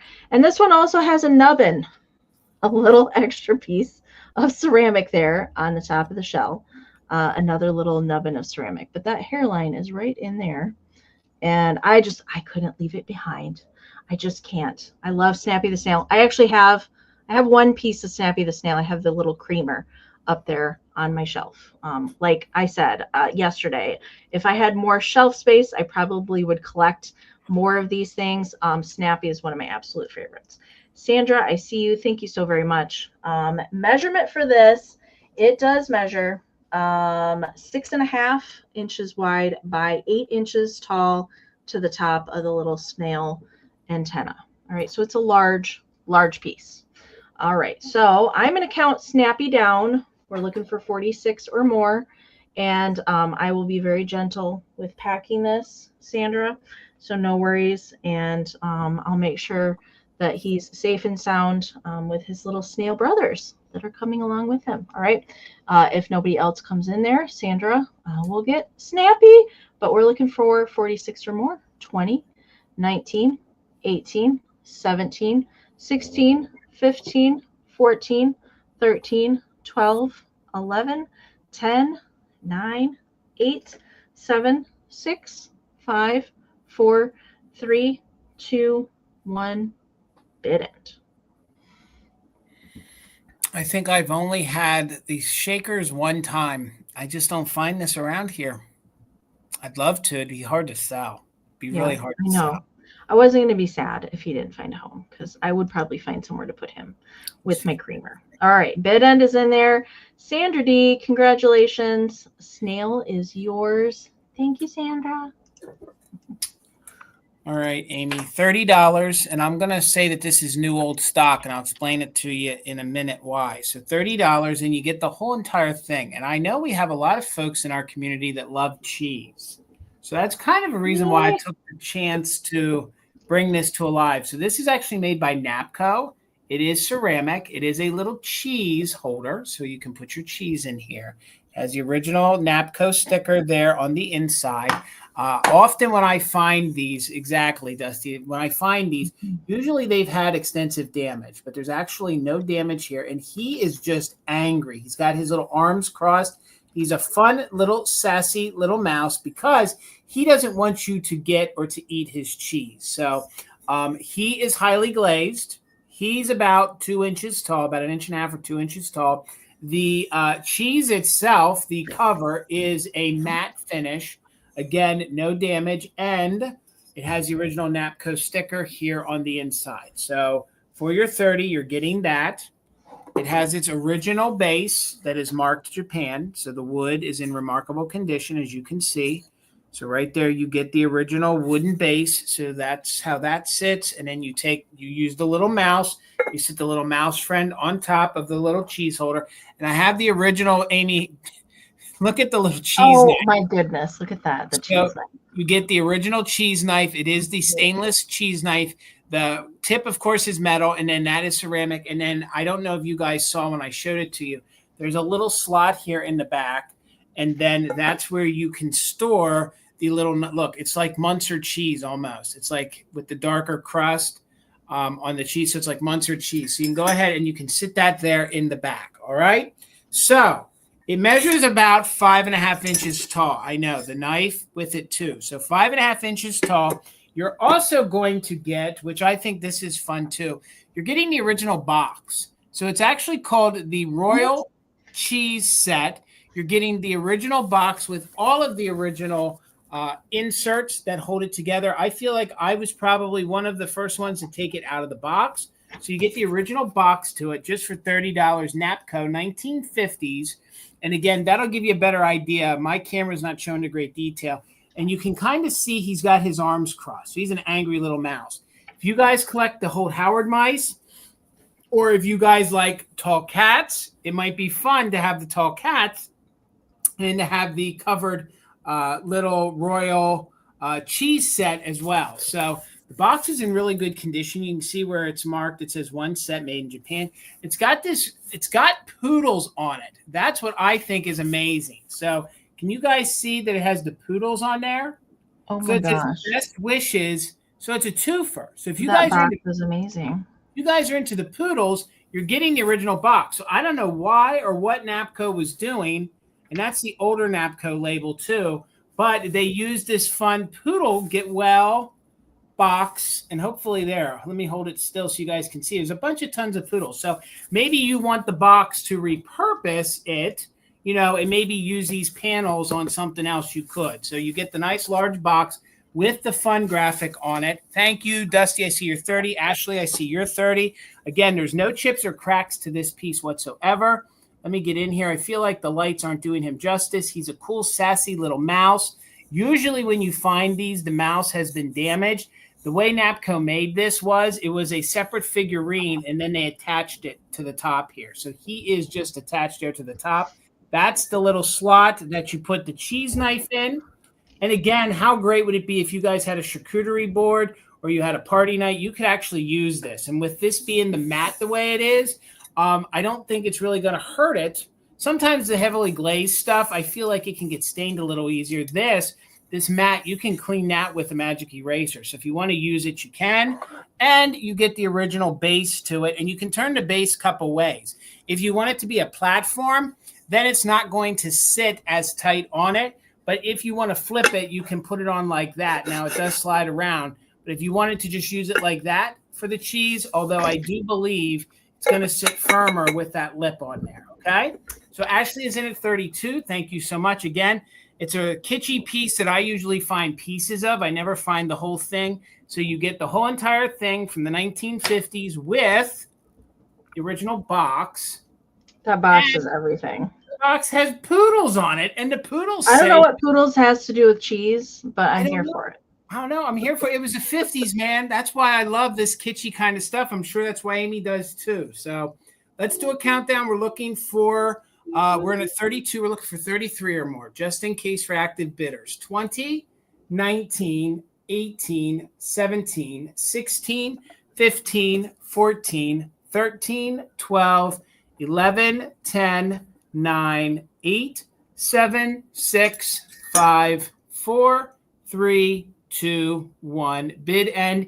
If you have some of those Merry Mice from Holt Howard, you can mix these in. They did make some of these other little mice. Napco made these figurines. You could even mix in, I know Hagen, Freeman McFarlane made mice like this. You could just do a whole thing. I think it's really fun. And I knew we had cheese lovers. So Ashley, thank you for your just in case of 38. Dusty had a just in case of 49. So for 39, Dusty, it's coming to you. Congratulations. Dusty, if we ever make it to your house, I hope we can eat cheese out of it. That's all I'm asking. That's all I'm asking. It wouldn't stay full long. No, we'd have to like keep those deviled egg plates. They never stay full long. The cheese plates, no. You're right. They stand no chance. Thank you, guys. Okay. All right. I have another piece of jewelry up next, and I absolutely love these. This also came from the Collectors Carnival over the weekend. And like in true fashion, my camera's not going to cooperate, so I came prepared. So this is one of the wooden nesting doll little pin on brooches. The lady that I bought this from was actually the very first time I found these. I bought two from her a couple years ago, and she had another one this time. So I was very happy to be able to pick that up from her. It is all wooden, like the little nesting dolls, just lined up all in a row, all hand painted. The colors in this is black, red, yellow, and pink, and a little bit of green in there for the leaves. All right, so this is about the size, and it's on this kind of giant safety pin style here to pin it on. I don't believe any of them are missing. I'll pop this back up here because my camera's just not going to do it justice. The largest little nesting doll on the end is 1 inch long, and the smallest one is 3/4 inches. All right. And the pin back itself from lengthwise is 2 3/4. All right. So I just love these. I don't know what it is about these, but I just stinking love these. Jason has had a couple, but I just don't see these. I really don't. I cannot pronounce that, Dusty, so that's why I just call them nesting dolls. I cannot pronounce that. Matryoshka. I know what it is. That's what I know that they're called. I just can't pronounce it. But just stinking cute. There's no signature or anything, any marking on any of the backing of any of them. And the pin is in good working condition. So I'll take it off here real quick before we count it down. So you kind of push down and out to open the giant pin there. It kind of looks like a diaper pin to me. And then to close it, you kind of take it down over the outside and put it back in the little V shape in the middle. All right, so that is the little nesting doll pin. I just love these. They make me happy. Would be happy to wear. Definitely would be a conversation piece, I think.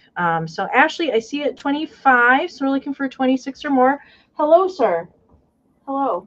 Where have you been? We've missed you. He was asleep back there. I don't know. I don't know where he goes, but he's back. All right, so let's count it down. We're looking for 26 or more.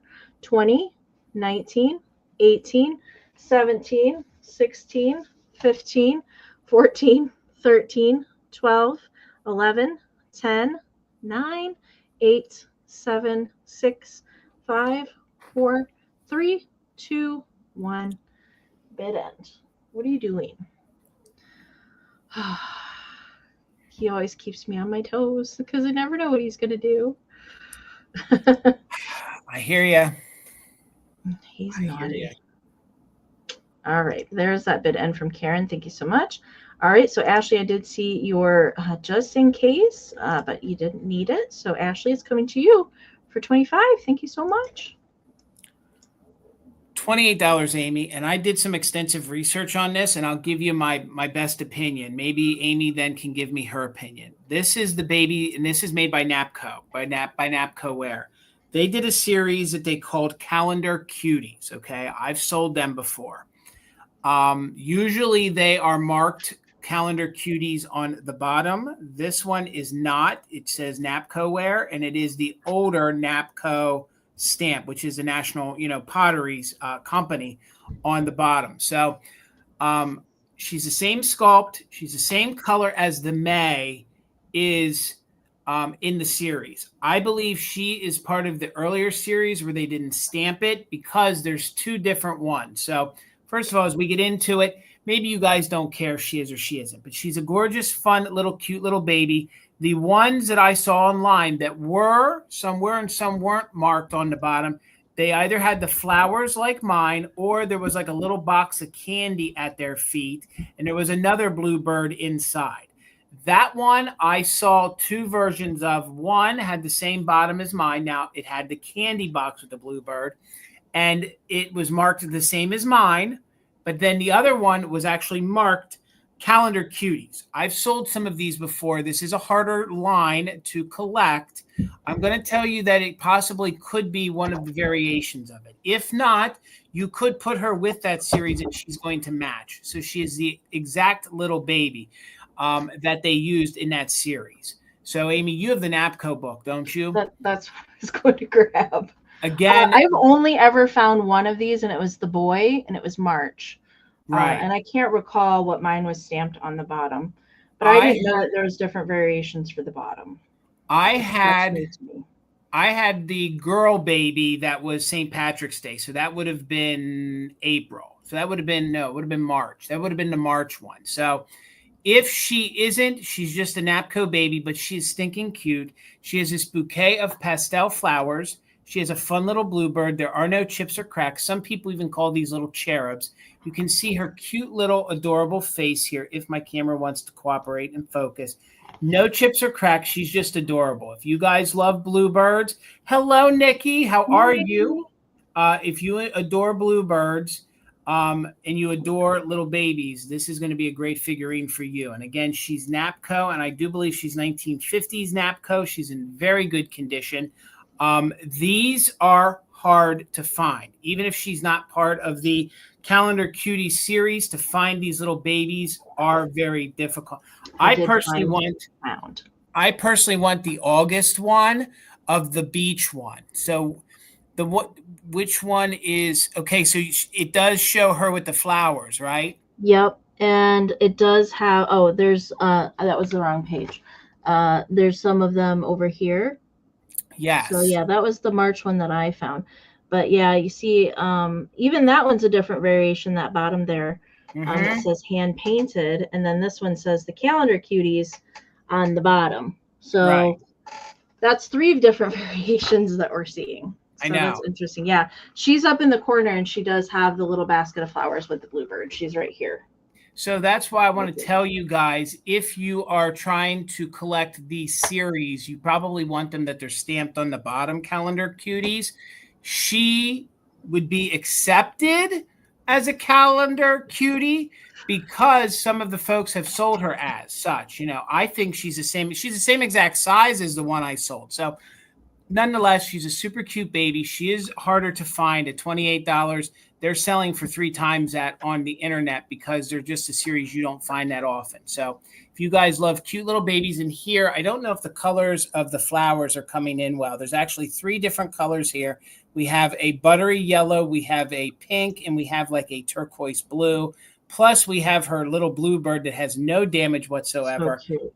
And look at that cute little darling face. And if you know somebody that has a birthday in May, she would be your little May birthday girl. So made by Napco. The measurements on her, I didn't give you any measurements. She's 5.5 inches tall. So she is a really fun figurine. Thank you, Nikki. I think she's adorable too. And if you guys have little cupies, or you guys have little cherubs or anything like that, This was a different series that they decided to do instead of the angels.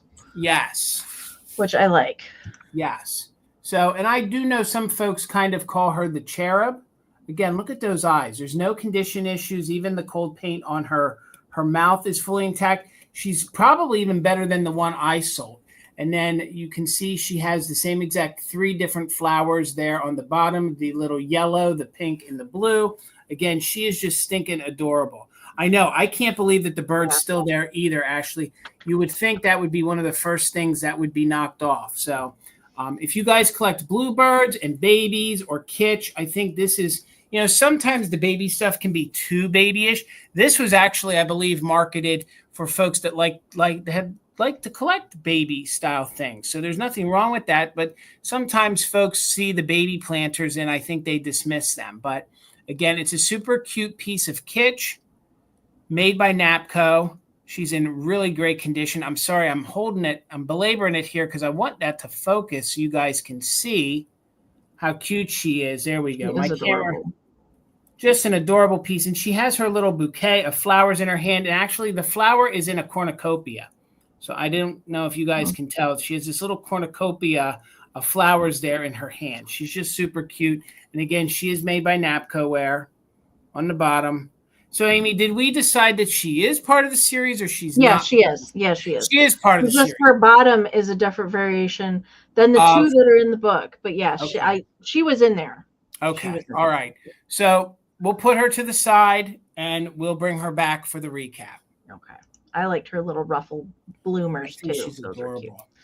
Okay. I do have a book this evening. One of my absolute favorites. This was also something I found over the weekend. Now, I will say the condition on this is not perfect condition, but it didn't warrant me saying nay, nay, and leaving it behind because I don't leave Elizabeth Gordon behind. I did have a different Flower Children book a couple weeks ago. It was not Elizabeth Gordon, but this is the real deal because I always refer back to this one whenever I find anything like it. Now, the cover's got some wear to it. It has a little bit of paint on the cover here. It's got wear on the binding. It's still together. So I couldn't leave it behind. And the inner jacket, there's supposed to be 2 pages here. That one is missing. All right. And there is some writing in here. There's some bending as well. This is not the first edition. I wish it was, but it is not. The first edition of this was printed in 1910. FYI, the Elizabeth Gordons are early 1900s. They did do different editions of this, and this is the 1939 edition. It is marked here in the cover, copyright 1939, and the original publication at the top is 1910. Okay, and it says, to every child flower that blooms within the glorious garden that we call home, this little book is lovingly dedicated. So as we open it up, I was going to show you on this first page here, a naughty child scribbled with crayon right here and colored in some of the flowers. Okay, that is about the worst writing that's in here, but I've marked my favorites. Okay, so we're not spending too long on this.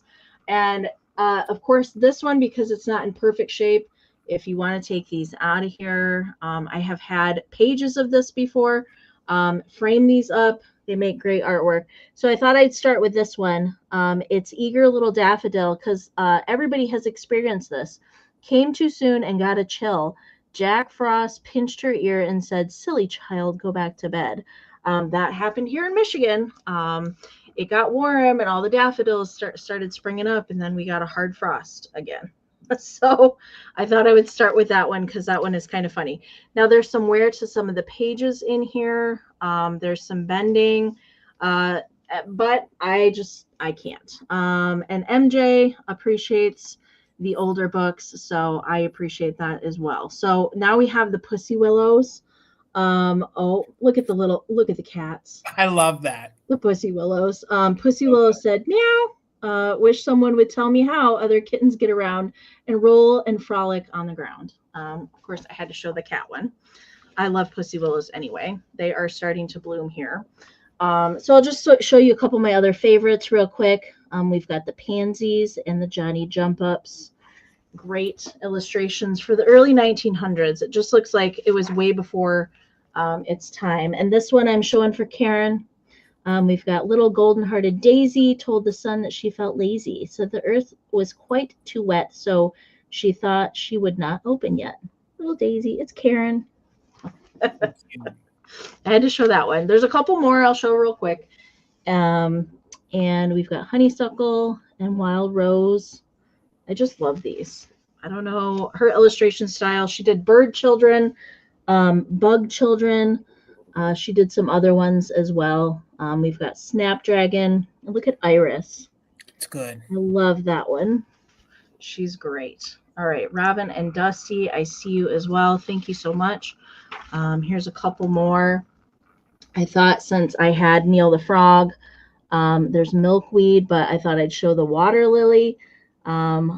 Is very fond of floating in a sunny pond. Tantalizing little creature, likes to grow where one can't reach her. Kind of reminds me of a mermaid in her styling. I really liked that one. And I got a couple more. This one I thought I would show because of Jason. I don't know why. Don't ask me. He's the weirdest one in here, I think. Jolly Sunflower, big and yellow, said, I'm sure a lucky fellow. To be small must seem so queer. I get a splendid view from up here.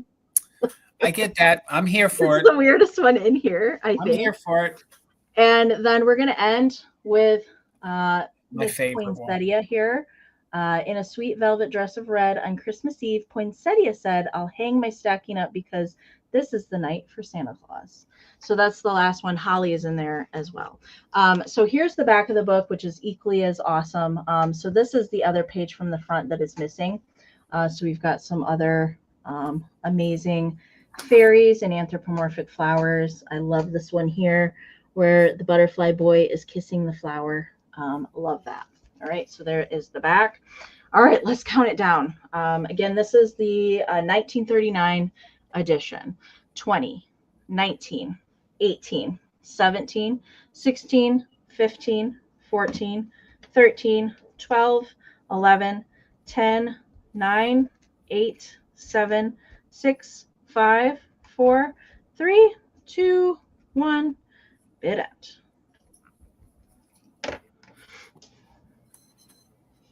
I never find these books, and I always look for them too. All right. I'll wait for Karen's bid in to come in there. All right. There it is, the flower bid in. Thank you so much. All right. So Celeste got in there with a 23. Dusty Moose had a just in case of 26.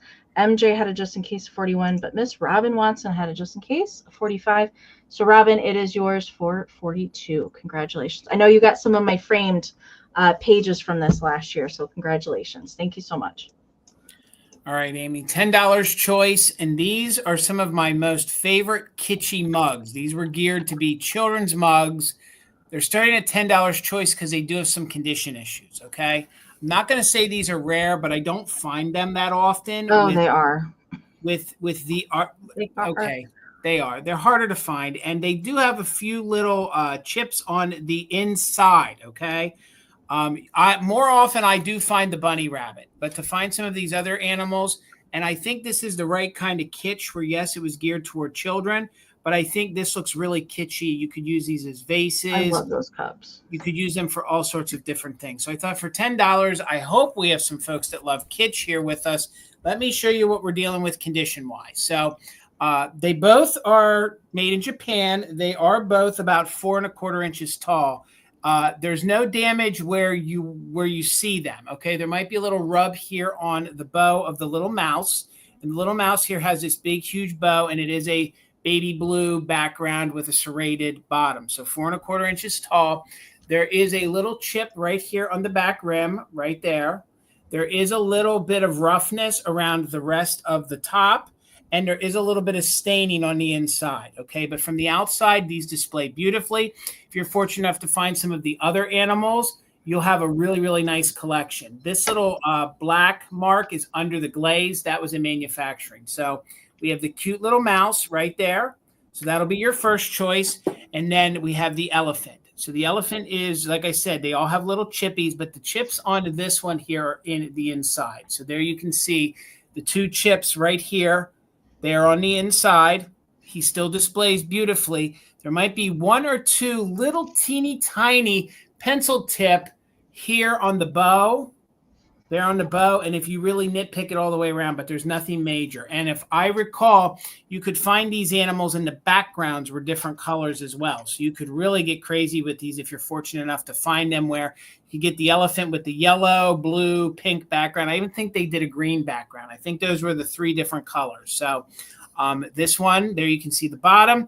Again, they both measure just about 4 1/4 inches tall. So you'll be able to choose between the elephant or the mouse. Ashley is in at 20, so we're looking for 21 or more.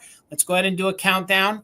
I don't even know what all animals they have. I only see the rabbit now and again. So do you know any of them? I'm sure there has to be a cat and a dog. There's a duck. There is a puppy dog. I feel like there's a donkey. I've had several of them. I should have picked up that rabbit out in Western Pennsylvania. Oh, it haunts me. It haunts me. I want to say there's 8. I think there's 8. It probably is. I think you're right.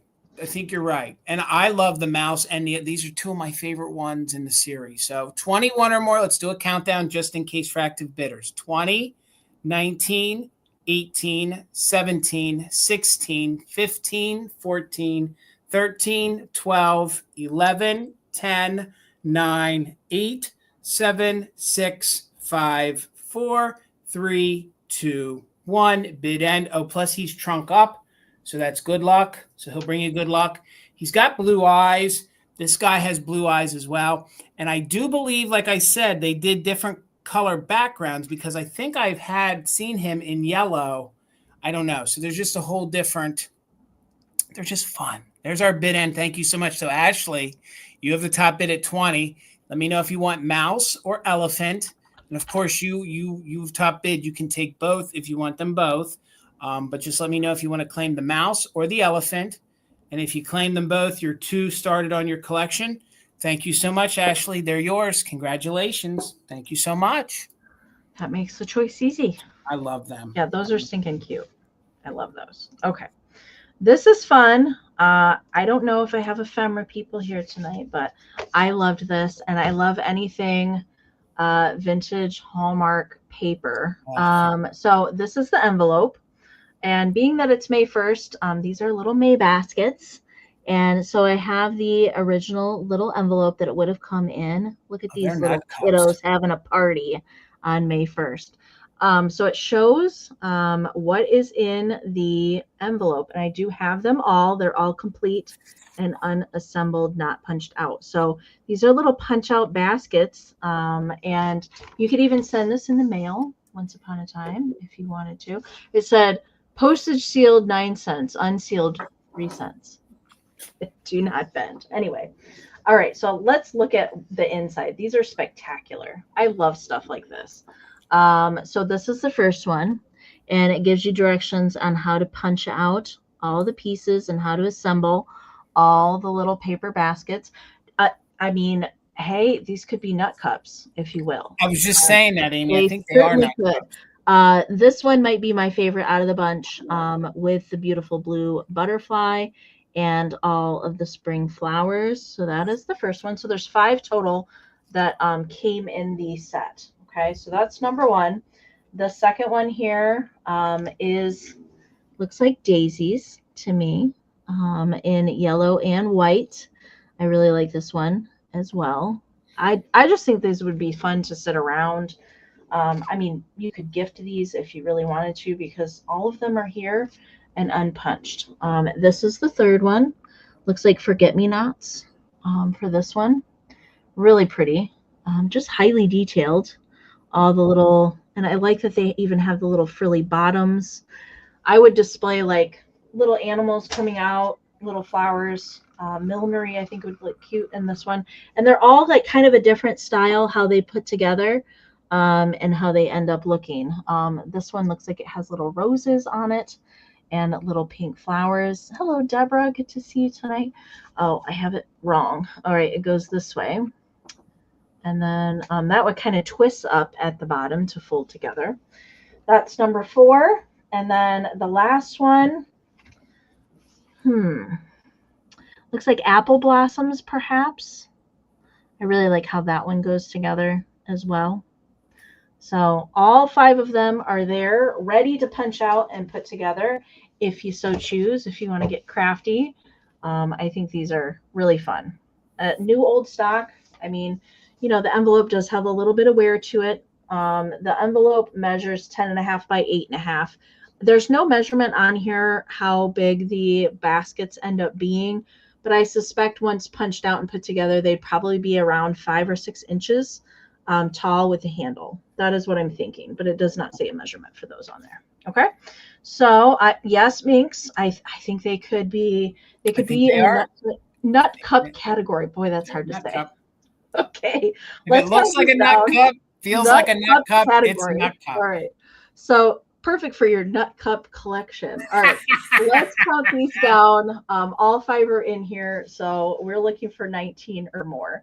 20, 19, 18, 17, 16, 15, 14, 13, 12, 11, 10, 9, 8, 7, 6, 5, 4, 3, 2, 1. Bid end. Have I ever told you guys? I'm pretty sure I've mentioned it that some years, the past several years, myself, Jason, and Bill would have this competition where who could find the coolest nut cup while we're out shopping. We'd send pictures and determine a winner. Yeah. Anyway. Who's the standing winner right now? I can't recall. I don't know. I don't know. It's been a while since we've played the nut cup game, so I don't know. I'll have to go back and look at our messages for All right. Bid end is in from Karen. Thank you so much. MJ was at 18. Miss Deborah put in a just in case of 21. So Deborah, it is yours for 19. Thank you so much. All right, Amy, I'm going to follow your ephemera with mine. $10.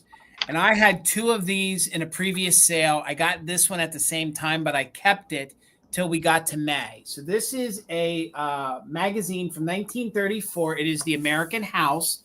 I just think the front cover alone for $10 would be great to put on your coffee table. So in this, it gives you, and it says more than 40 pages of bright ideas. So basically, it gives the folks in the 1930s an idea on how to decorate. So in this book, there's actually a section that has recipe cards in it, which I'll show you. So not only are you getting this for 10, but you're getting recipes from 1934. There's a section on, of course, interior decorating. There's a section on flowers and how to plant flowers and how to decorate with them. And then there's just also tons of great advertising. So I wouldn't condone it, but if you bought this for $10, you could definitely cut this and use it in a lot of different arenas. So the measurement on this, it's in very good condition overall. We do have a little issue down here in the corner. We do have a tiny little tear right here, if you can see it. And first of all, let's start with the cover. I'll hold that great little changing table. The book measures 13 by 10, so 13 by 10. So right off the bat, on the back cover, we have this woman who is having herself a lucky strike. So that might tickle your fancy when it comes to advertising. There's a really fun advertising piece. I know a lot of folks here in the chat, we love ourselves a nice vintage kitchen. Look at this fantastic ad here. Oh, wow. With all the deco style kitchen utensils, from percolators to teapots and everything in between. And that is from Federal. So that would be, it says again, Federal says a new one if it chips. So they were backing their enamel. If there were chips, you could have sent it back to them to get a new one. So that alone right there, I know John, Third Day Holiday Displays, he sells ads. And even at your $10, if you took that back piece off and put that, see, this is where I was going with this. So if you had this, and this didn't sell, if you're into the 1930s, there you go. You got the, okay. So I see everybody's bids. Chrissy is in at 10. I see the vision, Jason. Thank you, Amy. Thank you, Amy. So then some of the ads in here are really fun to read. One of my favorite ones, I'm just going to show you one of my favorite ones, and I'll show you the ad for the recipes. So look at this one. The 2 ladies on the phone. It says, what? You varnish your floor with a mop? Yes, ... And I was finished in 15 minutes. Oh, my. the two of them, or just giving it to each other. So like even that's fun. Then here you have even this handsome fella here. I mean, it's promoting jest. So here you have some of these other ads. You have Silver Mist here. So what I want to get to real quick, because I know we're cramped on time, is I want to show you the GE refrigerator ad. Oh, cool.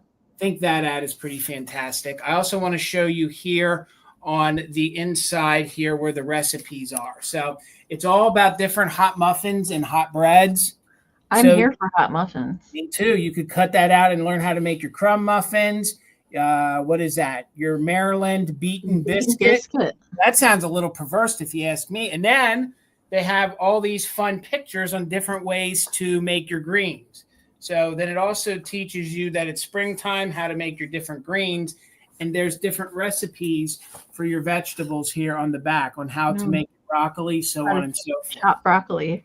So that's really, really fun. And of course, here we have 2 children, a hungry husband, and 10 cents for a week. So that's another ad for Royal baking powder here.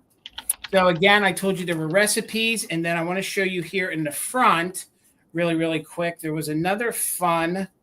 There's tons of ads in here. I'll just show it real quick because the new owner is going to want to enjoy this. So you have that. And let me get to here's different ways that you can do your different patios out back. It tells you how you could build your little barbecue, your little gazebo in the back, all sorts of different ideas. Very deco because of the era. And here we go. It teaches you about the different lilac flowers. Yes, some of them are in black and white, but where is that one? Here, this is one of my favorites. What year is that again, Jason? It is 1934. It is May of 1934. So we're soon an antique. But this is one of my favorites right here. This is look at that. Wild Irises of Louisiana. So that's a good one to frame. Yeah. Alone is frameable. So the pages might have 1 or 2 creases in from being looked at, but there are no smells. There are no issues. Tons of advertising, even vinyl floors, all sorts of stuff. It even advertises peat moss all the way down to the old push mower. So even if you wanted this for advertising, you could just sit and leaf through for that. So the top bid is with Robin at 13. Again, these are fun. If you ever find these, I would pick these up. These, the American Home, they're really fun, and they make great coffee table books. So 14 or more, we are doing just in case for active bidders. So 20, 19, 18, 17, 16, 15, 14, 13, 12, 11, 10, 9, 8, 7, 6, 5, 4, 3, 2, 1. Bid end. I think that's one of my favorite ads I've seen in a long time. And it's of their enameled ware. And it says that you get a new one if it ships. So that was even ahead of its time for Tupperware or anything. They were given that's a heck of a money back, honest to Pete. So thank you all for the bids. Robin with the fast internet. So thank you for the bid and Karen G. So with Celeste and Robin, with your bid of 27, it's yours. Thank you so much and congratulations. You got it in there, Robin. Pew pew. All right. Okay. Let me see. We do have a couple more rounds left, you guys. And then we'll do recap and then our community share. All right. So this is my second handmade item for the evening. Have not brought one of these in quite a long time. So since I had a turtle bug, butterfly, frog thing going on tonight, I thought I'd bring this one tonight. So we have a little vintage Froggy planter. There's no damage to him. I have signed him on the bottom there, FYI. So one of my upcycled planter pin cushions. I've been making these since the early 2000s, a very long time. A staple at my craft shows always. I loved to repurpose these.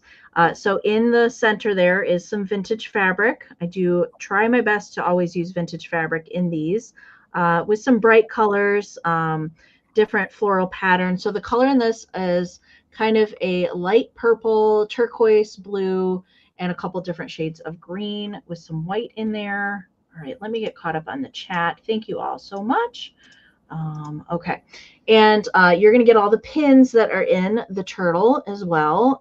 Some are some dressmakers pins. like the heart and the little pearl top one there. And all the other ones I have made. So we have a little mushy to kind of coordinate with the purple flowers in there, a little kitsch-tastic plastic one. We've got a little millinery flower one, and then this one is a little glass flower bead in blue. So you're going to get all the little pins that go in there as well. Bye, Celeste. Thank you so much. And measurement for him, it's not a super large one.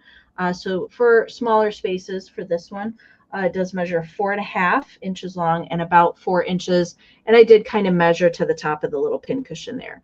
Of course, you could put hat pins in here, other things if you sew yourself or you know somebody that sews. That's kind of my purpose behind these. All right, so Ashley's in at 25. We're looking for 26 or more.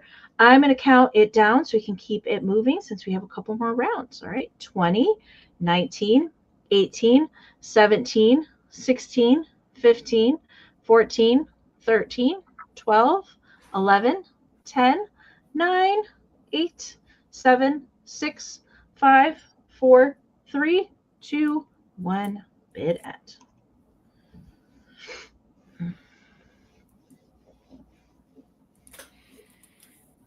All right, Ashley, I see you with your just in case.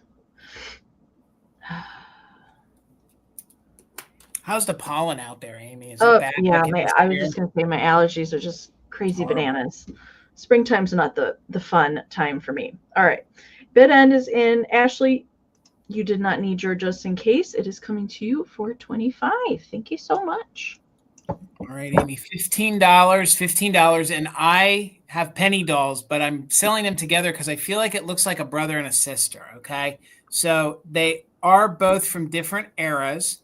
This little guy here, or girl. And this is for the pair? Yes, the pair of them for 15. So you'll get this one here. This one is made in occupied Japan, which I'll show you. This one has the little jointed arms, and they do move, and they are intact. So here, if you open up the little dress, and it could be a little girl, it says occupied Japan in there. So you're getting both of these for 15. These little tiny ones with the little movable arms can be really, really collectible. So camera, if you want to focus, but I felt like it looked like a little boy with his fun little, like, I don't know, maybe like he looks like he's going to go up in the hills and yodel. Well, yeah, he kind of did. Yodel, he kind of does. But he also, to me, he's like he got a little fedora, almost like a little Robin Hood style hat on him.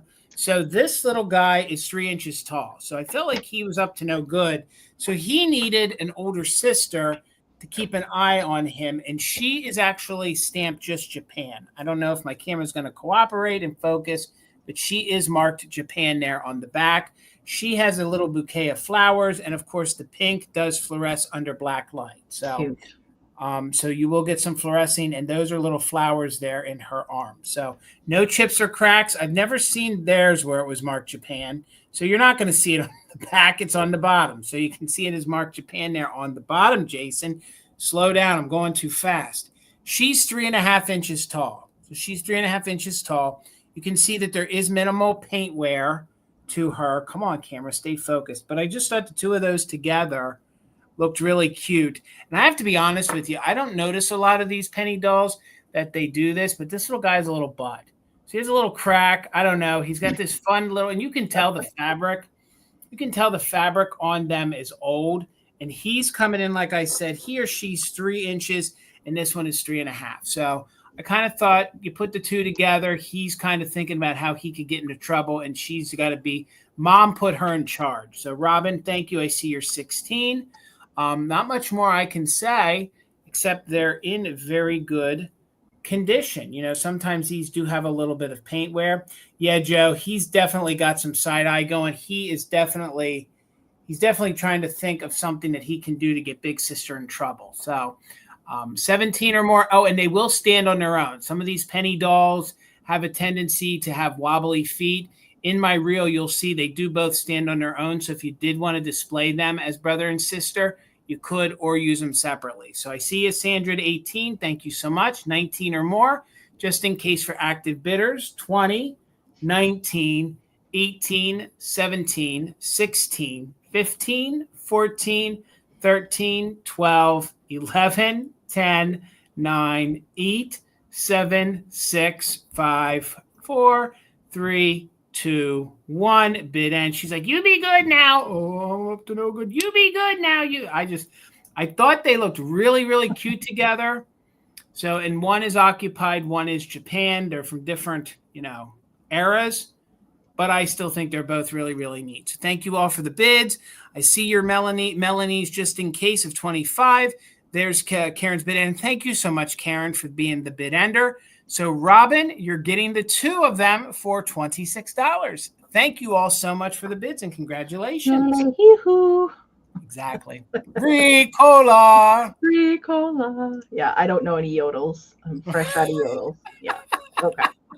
All right, my next round. This is cool. I do not know the manufacturer of this, FYI, but since it fit my bugs, butterflies, and things theme tonight, I did think I would bring that tonight. No marking, no foil sticker. I could not find one that looks like this. I do not know the manufacturer, unfortunately. Now, I will say it does have a couple little flea bites on it. I will do my best to show them to you. They're kind of on the back of the wing here of the butterfly. All right. And this side doesn't appear to have any. It just looks like they are on this side of the butterfly wing. And there are a couple at the very bottom of this. But I really love the style of this, three-dimensional. And let me see if my camera, there we go, it is going to focus. So it does have little applied rhinestones inside of the wings. And it does have some three-dimensional metal wire little antenna there that come out of the butterfly's head for a little more dimension, and some other painted butterflies here on the front. I am seeing there's a tiny little flea bite right there on that butterfly as well.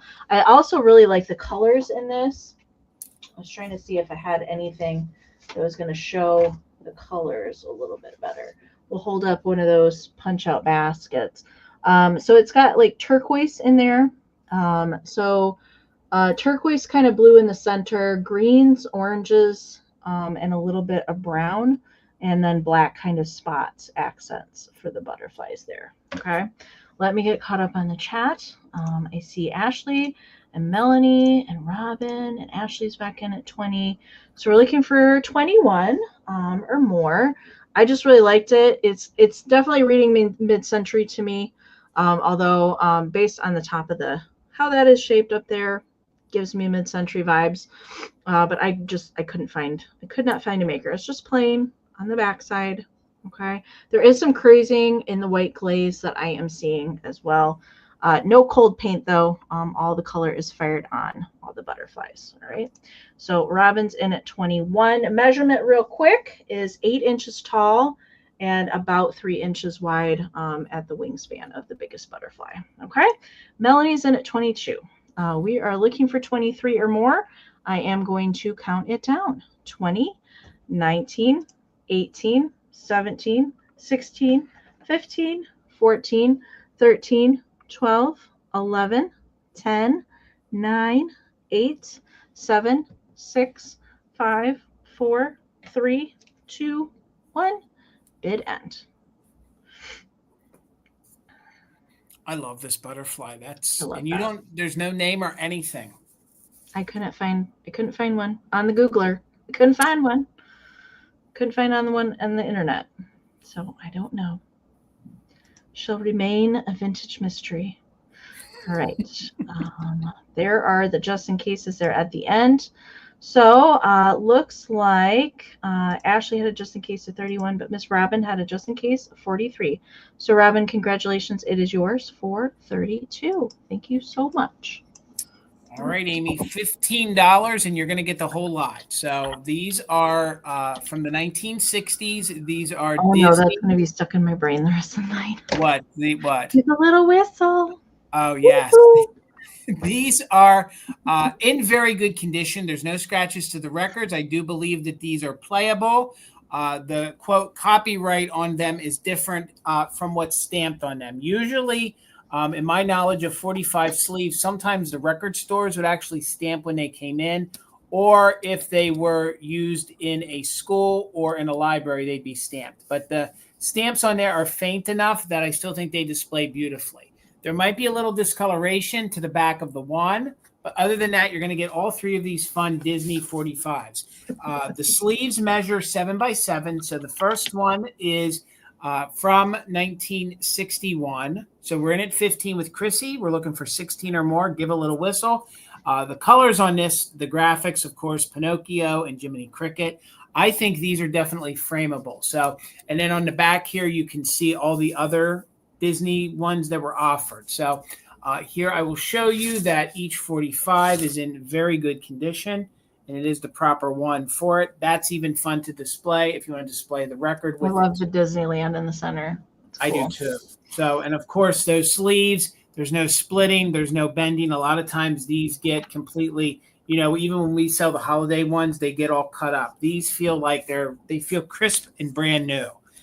This one is one of my favorite covers right here. We have the tortoise and the hare. So some of these you didn't see my preview the way I had them sitting.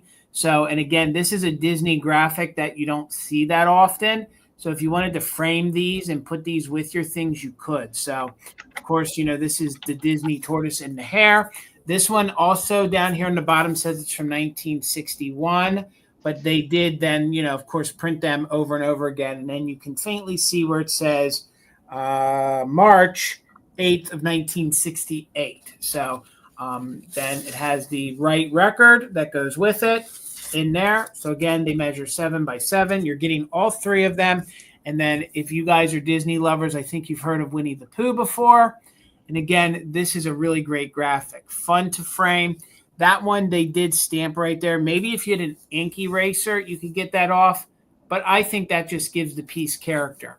This one has the worst discoloring in the back. But other than that, they're in really good condition. And here, I can tilt the records. Look how glossy. Oh, yeah.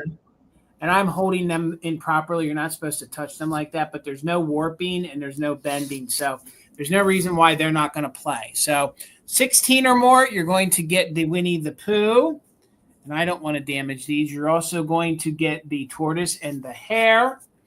And then I started with Pinocchio. So let's go ahead and do a countdown on these. Again, you don't have to be into records to enjoy these. These are actually works of art now that could be framed, you know, and they actually make frames for these, or you can just put sleeves in them, or you can just sit them out if you want to. So they're actual works of art that don't have to be used. So we're looking for 17 or more. Thank you so much, Robin, for your bid of 16. And you're getting all three of them. They're not choice. They're not choice. So thank you, Tracy. It's a really good lot of these older ones, and they're in like new condition. So 20, 19, 18, 17, 16, 15, 14, 13, 12, 11, 10, 9, 8, 7, 6, 5, 4, 3, 2, 1. Bid end. This one's even great at Easter time because we have the hair on there. A lot of morals to these stories. And again, they're timeless graphics. And some of these graphics you just don't see on anything else but these records. I've never seen that Pinocchio one. I haven't either. The only one I've ever seen before was this one. The tortoise and the hare. I've seen the book cover like that, but not the record. So thank you so much, Chrissy. But Robin, they're coming to you for $26. Congratulations, and thank you so much. All right. Alrighty. Don't forget, if you weren't here at the beginning, our community share after our sale portion is Caroline Mulcho's tonight. She sent in some Easter goodies, and they're pretty good too. All right. My next item is going to start at 16, and it's my last Froggy of the evening, and he's just pondering life on his little mushroom with his ladybug friend. This is a Joseph Originals little Froggy. There is a whole series of these frogs, and I love, they all have a different personality. And this is 70s Joseph. So the bottom there has Joseph Originals foil sticker, but instead of Japan in the other sticker, it does say Korea. So this whole series that they produced was from the 70s. All sorts of different poses and sizes. There's miniature, all the way up to some larger frogs than this one even. There is no damage to this guy. So no cold paint you have to worry about on him either. Everything is fired on. He just is more of that satin finish. So not super high glaze, although they did do the high glaze on the eyeballs there just to give them a little bit more vibrancy, and the back of the ladybug there to show off her polka dots. Ladybug is kind of more painted style than molded. She's kind of like resting on his arm. And of course, I like the little mushroom there as well. So he is a larger one. They did make smaller, much smaller ones than this one. He is 3.5 inches tall by about 3.25 inches wide. So see, this is good if you have Mary Mushroom and Neil the Frog. It kind of marries the two together. Yeah, he does coordinate pretty well with Neil, but Neil's like, "Hey, dude, what are you doing in my swamp?" He's got that look on his face.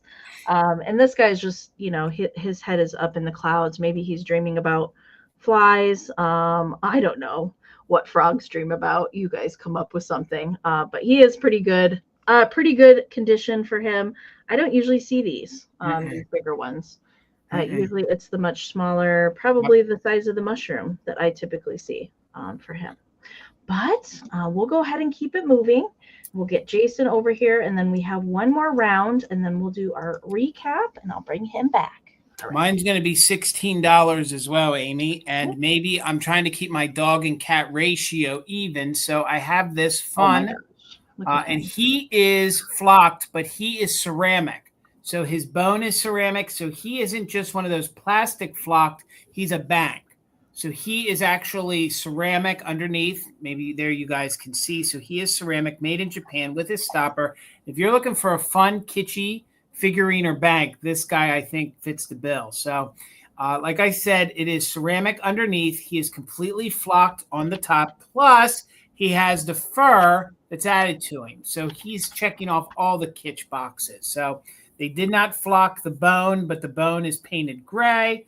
Again, maybe now, I would say maybe a little bit of discoloration, but you can see where they airbrushed him where there was some overspray. So that was intended. He has this big old smile. I mean, you cannot have a bad day when you have this fun little puppy dog. I mean, look at him. He's a chubby little he's really good puppy dog. And I had never seen one of these before, and I thought he would double as a great figurine, or you could actually use him as a bank. So he might even have a poodle kind of look about him. Do you know what I mean? Because kind of with the poof on the top.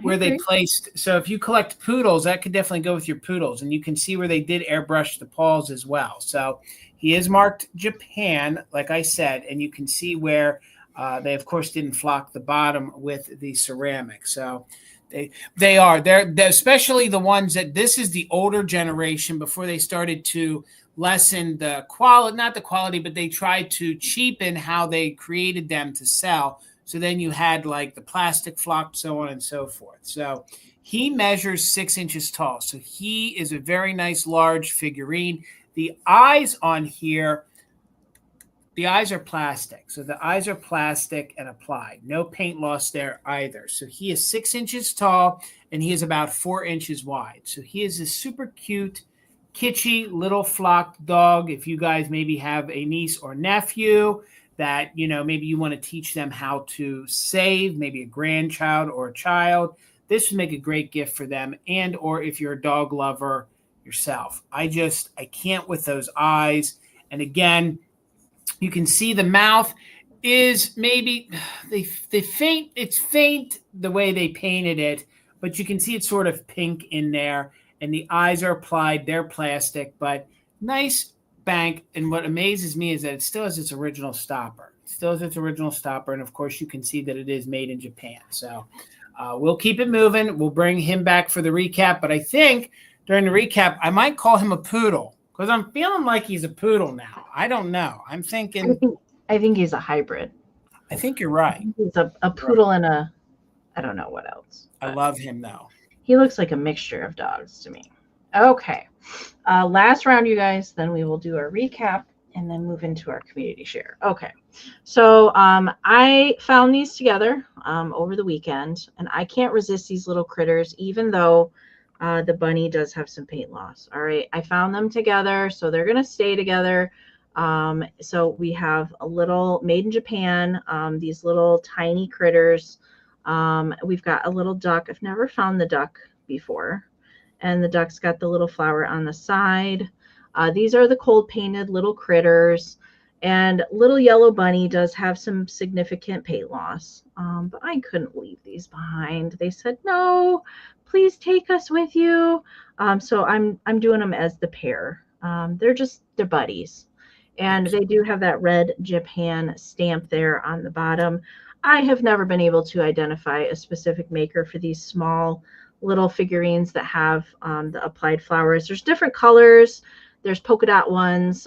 There's different variations for the animals, and there's babies, and my goodness, all sorts of different things for these guys. But I thought I would just bring them together because they were just a cutie pie little pair that needed rescuing. So there's no chips on either one, just the paint loss. All right, so these are both cold painted through and through, and that is why the bunny is that way. Sometimes I would feel like maybe I could take all the paint off and repaint him, but I left him as is because he's yellow. I really liked that both of them were yellow. The bunny measures 2.5 inches tall, and the duck is just 2 inches from his little butt to his beak. He's just little, just little. So Jasmine's in at 10. So this is for the pair. I'm going to count them down. 20, 19, 18, 17, 16, 15, 14, 13, 12, 11, 10, 9, 8, 7, 6, 5, 4, 3, 2, 1, bid end.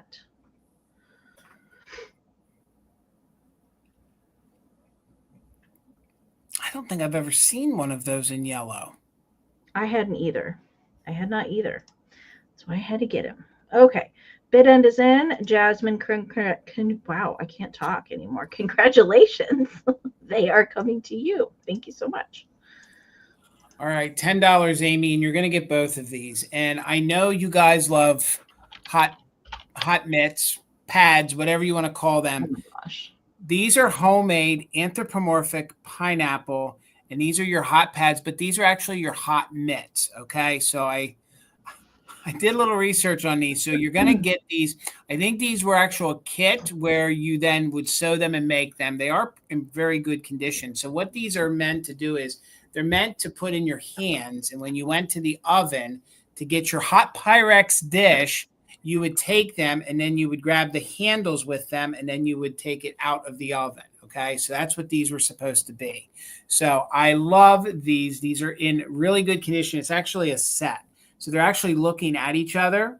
So, I mean, if you wanted to somehow figure out how to hook these onto little hooks, you could. But I think these are definitely some side-eye mischievous pineapples. And just from the way they are knitted, I thank you, John. I think these are probably from the 1950s. So, and they're supposed to kind of just be kind of wrinkled over like that to give that kind of look. And then he kind of looked like he's got like a high top there. He's kind of got a high top going. So no stains at all to these. I think these are super kitsch.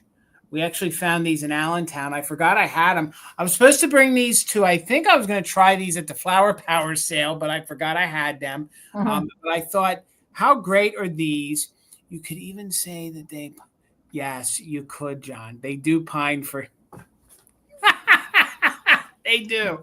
They do pine for one another. You're exactly right. They do.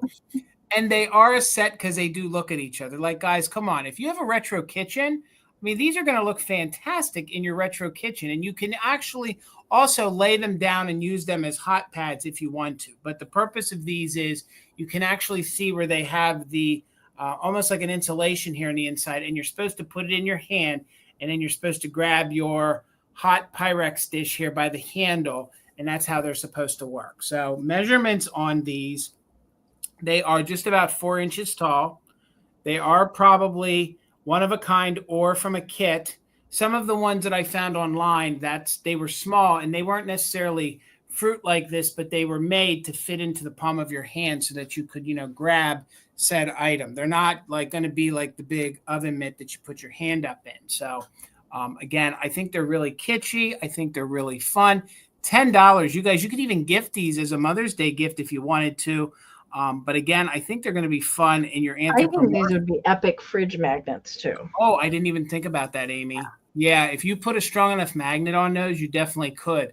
Maybe I'll go get magnets and bring them back at $20 choice in a future sale. So, but I think they're really fun and really neat. I think they did a really fun job. You kind of want this stuff to look whimsical like this. And again, they're about 4 inches. And again, they're a set that are looking at each other. They're not, or you can make them look away from each other. Maybe they don't like angry pineapples at that point. But I love the way the eyes are. It's almost like a folk art of sorts from the mid-century. And I like that the top is like their hair and it's just all wild. Or they could be earmuffs, Karen. They actually could be. $10. Nobody wants my mitts. Let's keep it moving, Amy. Thank you guys for letting me show you. We're gonna move into our recap.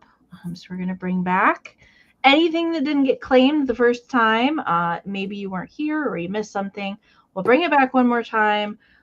So these are going to be quick claim items. So if you're interested, make sure to type in the item plus the price down into the chat if you're interested. If there is more than one person that is interested in the item, we'll give it a moment for the lag. But we will, if there's more than one person, we will do a quick countdown to break any kind of ties. It will then turn into a regular bid round, just in cases can be in play, all of that. Okay, so just make sure to type in the item plus the price so that we know what you're trying to claim. All right. And if you are watching on the replay, you can always email us and check if something is still available in a timely fashion.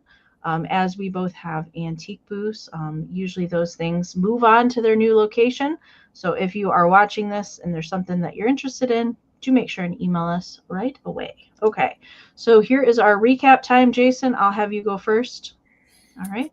Do you want me to do all of mine, or do you have nothing? Yeah, just do them all because I have one thing. Okay, I had the vintage reverse painted foil, and thank you guys. They are poppy flowers. You are correct. If anyone is interested in this, I'm not sure the age of it. It's reading older to me than the card on the back. All right. I feel like it's older or it's been reframed by the company. So nonetheless, it is vintage. It is going to be 20. So if you just put in flower 20, it measures 7 by 6. Again, this is all reverse painted. And then you have the foil put behind. So it gives it the 3D effect. Again, poppies, you could put in their poppy flowers. If you're interested, just put in flower. It's 20. It measures 7 by 6. 7 by 6. You could use it by the hook on the top, or you could actually use it. I would probably say use it by the hanger here on the back. So that would be flowers, 20. Great for gallery wall if you have the larger ones, or even if you don't have any. I think it would be great. Then I had the new old stock. I think this is fantastic. This is actually Dina Durbin. She was a pretty famous actress in the 1940s and 50s. You even have the slot that you could open that up and take her picture out. You could put your own in it. It's very Art Deco. Here you can see there is a little bit of wear down there to the corner, but you have to remember this is just one flat piece of glass, and it is reverse painted with her picture in there. So this one, let's just put picture 20 if anyone's interested in her. And again, I can't drive it home enough to say that if you guys love the Deco era, to find these frames with the green in there, you just don't find them that often. Usually that's black, but this is when you don't see that often. She kind of looks like Tina. Oh, she kind of does. I don't know if, yeah, sure she does. Her face. I don't know if everybody's named Tina. Sure, absolutely, sure. So then next one, this is part of the Calendar Cuties line. Part of the Calendar's Cuties line. They did make a series of these fun little babies. This one is actually for May, so that's why I held on to it. So you would have her for May. So they kind of were part of the birthday months, or just to use throughout the year. So she's going to be 28. 28. You could put 28 baby if you're interested in her. No chips or cracks. And she measures 5.5 inches tall. So you put baby 28, baby 28, and you could have her. I offered my Anesco dog planter earlier. So he is in very good condition. Amy said there's a mate to it of a cat. She has it. Remnants of an Anesco sticker on the bottom.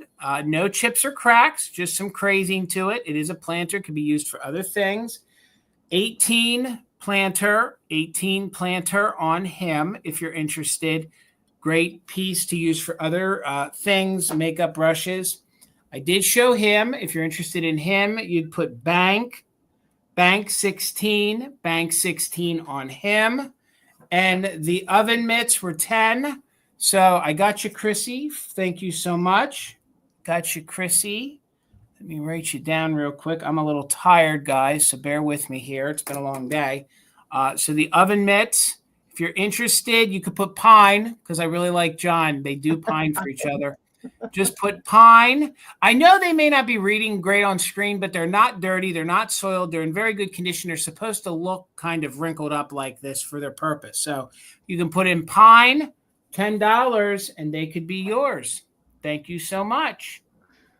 Oh, we've got 2 people. That's all right. There was enough time that went by. I'm sorry, Simone. I'm going to just go ahead and let Chrissy have it. Thank you, guys. All right. Okay. My recap, and you just saw him, was the Joseph Originals 1970s Froggy friend, hanging out with the mushroom, contemplating life. He's from the 70s. He was $16. If you want to claim him, you can put Frog 16 ribbit. All right. Okay, we made it. You guys. Thank you so much. Don't forget to email us if you purchase something tonight. We do need your information. I'm going to be doing my invoicing tomorrow, so you'll see an invoice from me. I will email you when it's out there. Don't forget, you can stick around for the Valentinos on Friday for Jason over on Instagram. If you purchase, he will combine ship for you and invoicing on Saturday. Okay. So I will quick show that graphic another time if you want to come over to Instagram. Jason, take it away. There's 2 Jasons right there. I don't know if I can handle this. So please, if you guys can, come on over. The Valentinos, we're going to be taking a summer break. We don't have many left. So please come on over and support the boys, the fellas. John of Everyday Holiday Displays, please make sure you're following him. Brian of Mid-Century Mister, give him a follow. And, of course, Bill, Garden Guy Bill. All of them are great fellas who take much pride in the vintage that they find to offer you guys. So they put a lot of work into it. And so please, if you're not following them, you have to get some ideas and come over and see us tomorrow night at 8 on the Gram. Thank you, Amy. On the Gram. All right. And before I get into our community share, I'm going to pop our email up here. If you guys want to be part of our show, we would love it if you joined us and send us in some photos. Anything that you'd like to share with us. Maybe you've purchased something from the live sales here and made a display or incorporate it into your home. Whatever you want to send in to us, just make sure that when you send pictures, you include a brief description with those photos so that we know how to talk about them when we share with the friends. All right. So ShareMyFindsLive@gmail.com. We could always use some more. Okay. So our share tonight is Miss Caroline Mulchos. I do have 11 photos to share with you for this. Tonight. She did send in some Easter photos to us. And there's a little surprise at the end, which I'm excited to share. Okay, so here we go. This is the first one. So this, we are looking into her dining room. And the vintage but new to her table and chairs there in the center. Oh my God. Awesome. She did get that from Pennsylvania. And I absolutely love that. So this is just kind of overall from the back. And then we're going to go in for some close-ups. So we're going to go in the middle of the table first. So she does have a mixture of new and vintage in her decor. And she did say that some of the things that you'll see in the photos came from the Fantastic Find sales. Some of them she has picked up on her own, but I recognize those little birdie shakers there right in the center. She got from me. I think those are Joanna Parker, the little chick sugar bowl and the bunny creamer. I think those are Joanna Parker. Yes. Not 100% on those, but really cute. And the Fenton basket in the center. I like that it's stacked on the Pyrex. And then this is the one that's behind the table. Right. Lots of fun stuff in there. I know that big teapot is Joanna Parker. And I have to say, I regret not going to Walmart and getting one of those bunny blow molds. See the one up on the top? That was this year's. It's so cute. I like the size of that one. But it looks like it's vintage. And so does the big chickie in the corner. Like they all work together. They look really good together. I really like all the different mixture of things in there. And then this shelf here, which she said she got the same time as the dining room table and chairs from the same place, but she painted it white. And she does intend to change this out with the seasons and put different seasonal things in here, but lots of cuties, vintage cuties in there. There's a couple new things, but mostly vintage on that. She did get those from Pennsylvania. And here is another little display off to the side. Did she get that bunny cart from you, Jason? No. Mine went to Aaron, Blueberry Barn. Okay, because I know you sold that, so I can't ever remember where everything goes. But I like those big peep bunnies down there at the bottom. I do recognize the hanky draped over the back.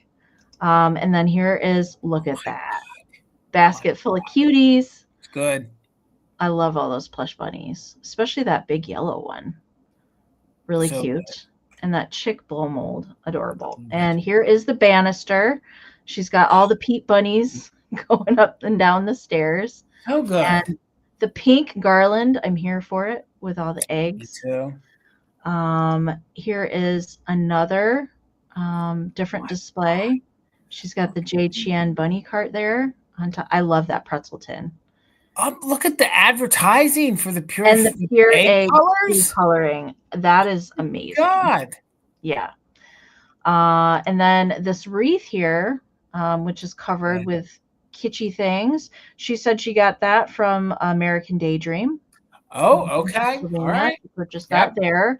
I love all the things on that wreath. And the wreath itself is that blue flocking wreath. So that's cool. All right, so the last two photos. Get ready.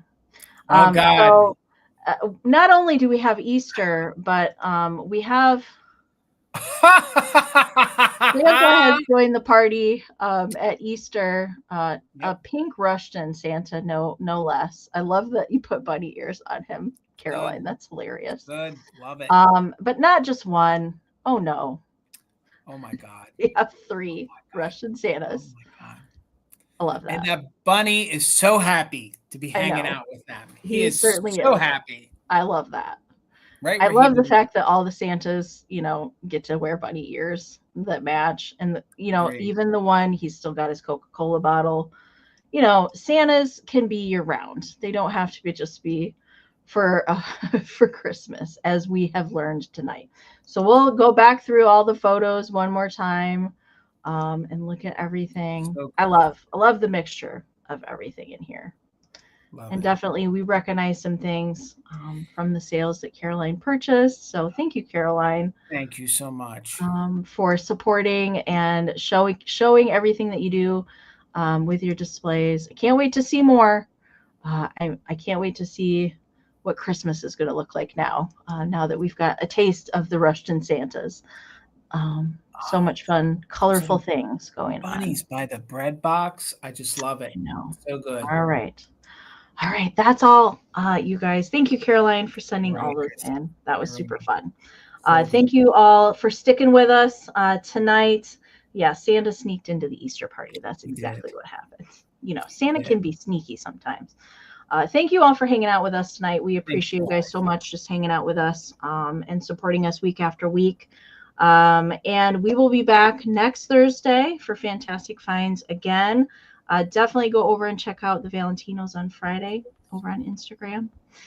And have a wonderful rest of your evening and a wonderful rest of your week. All right. Good night, everyone. Thank you so much. Thank you, guys.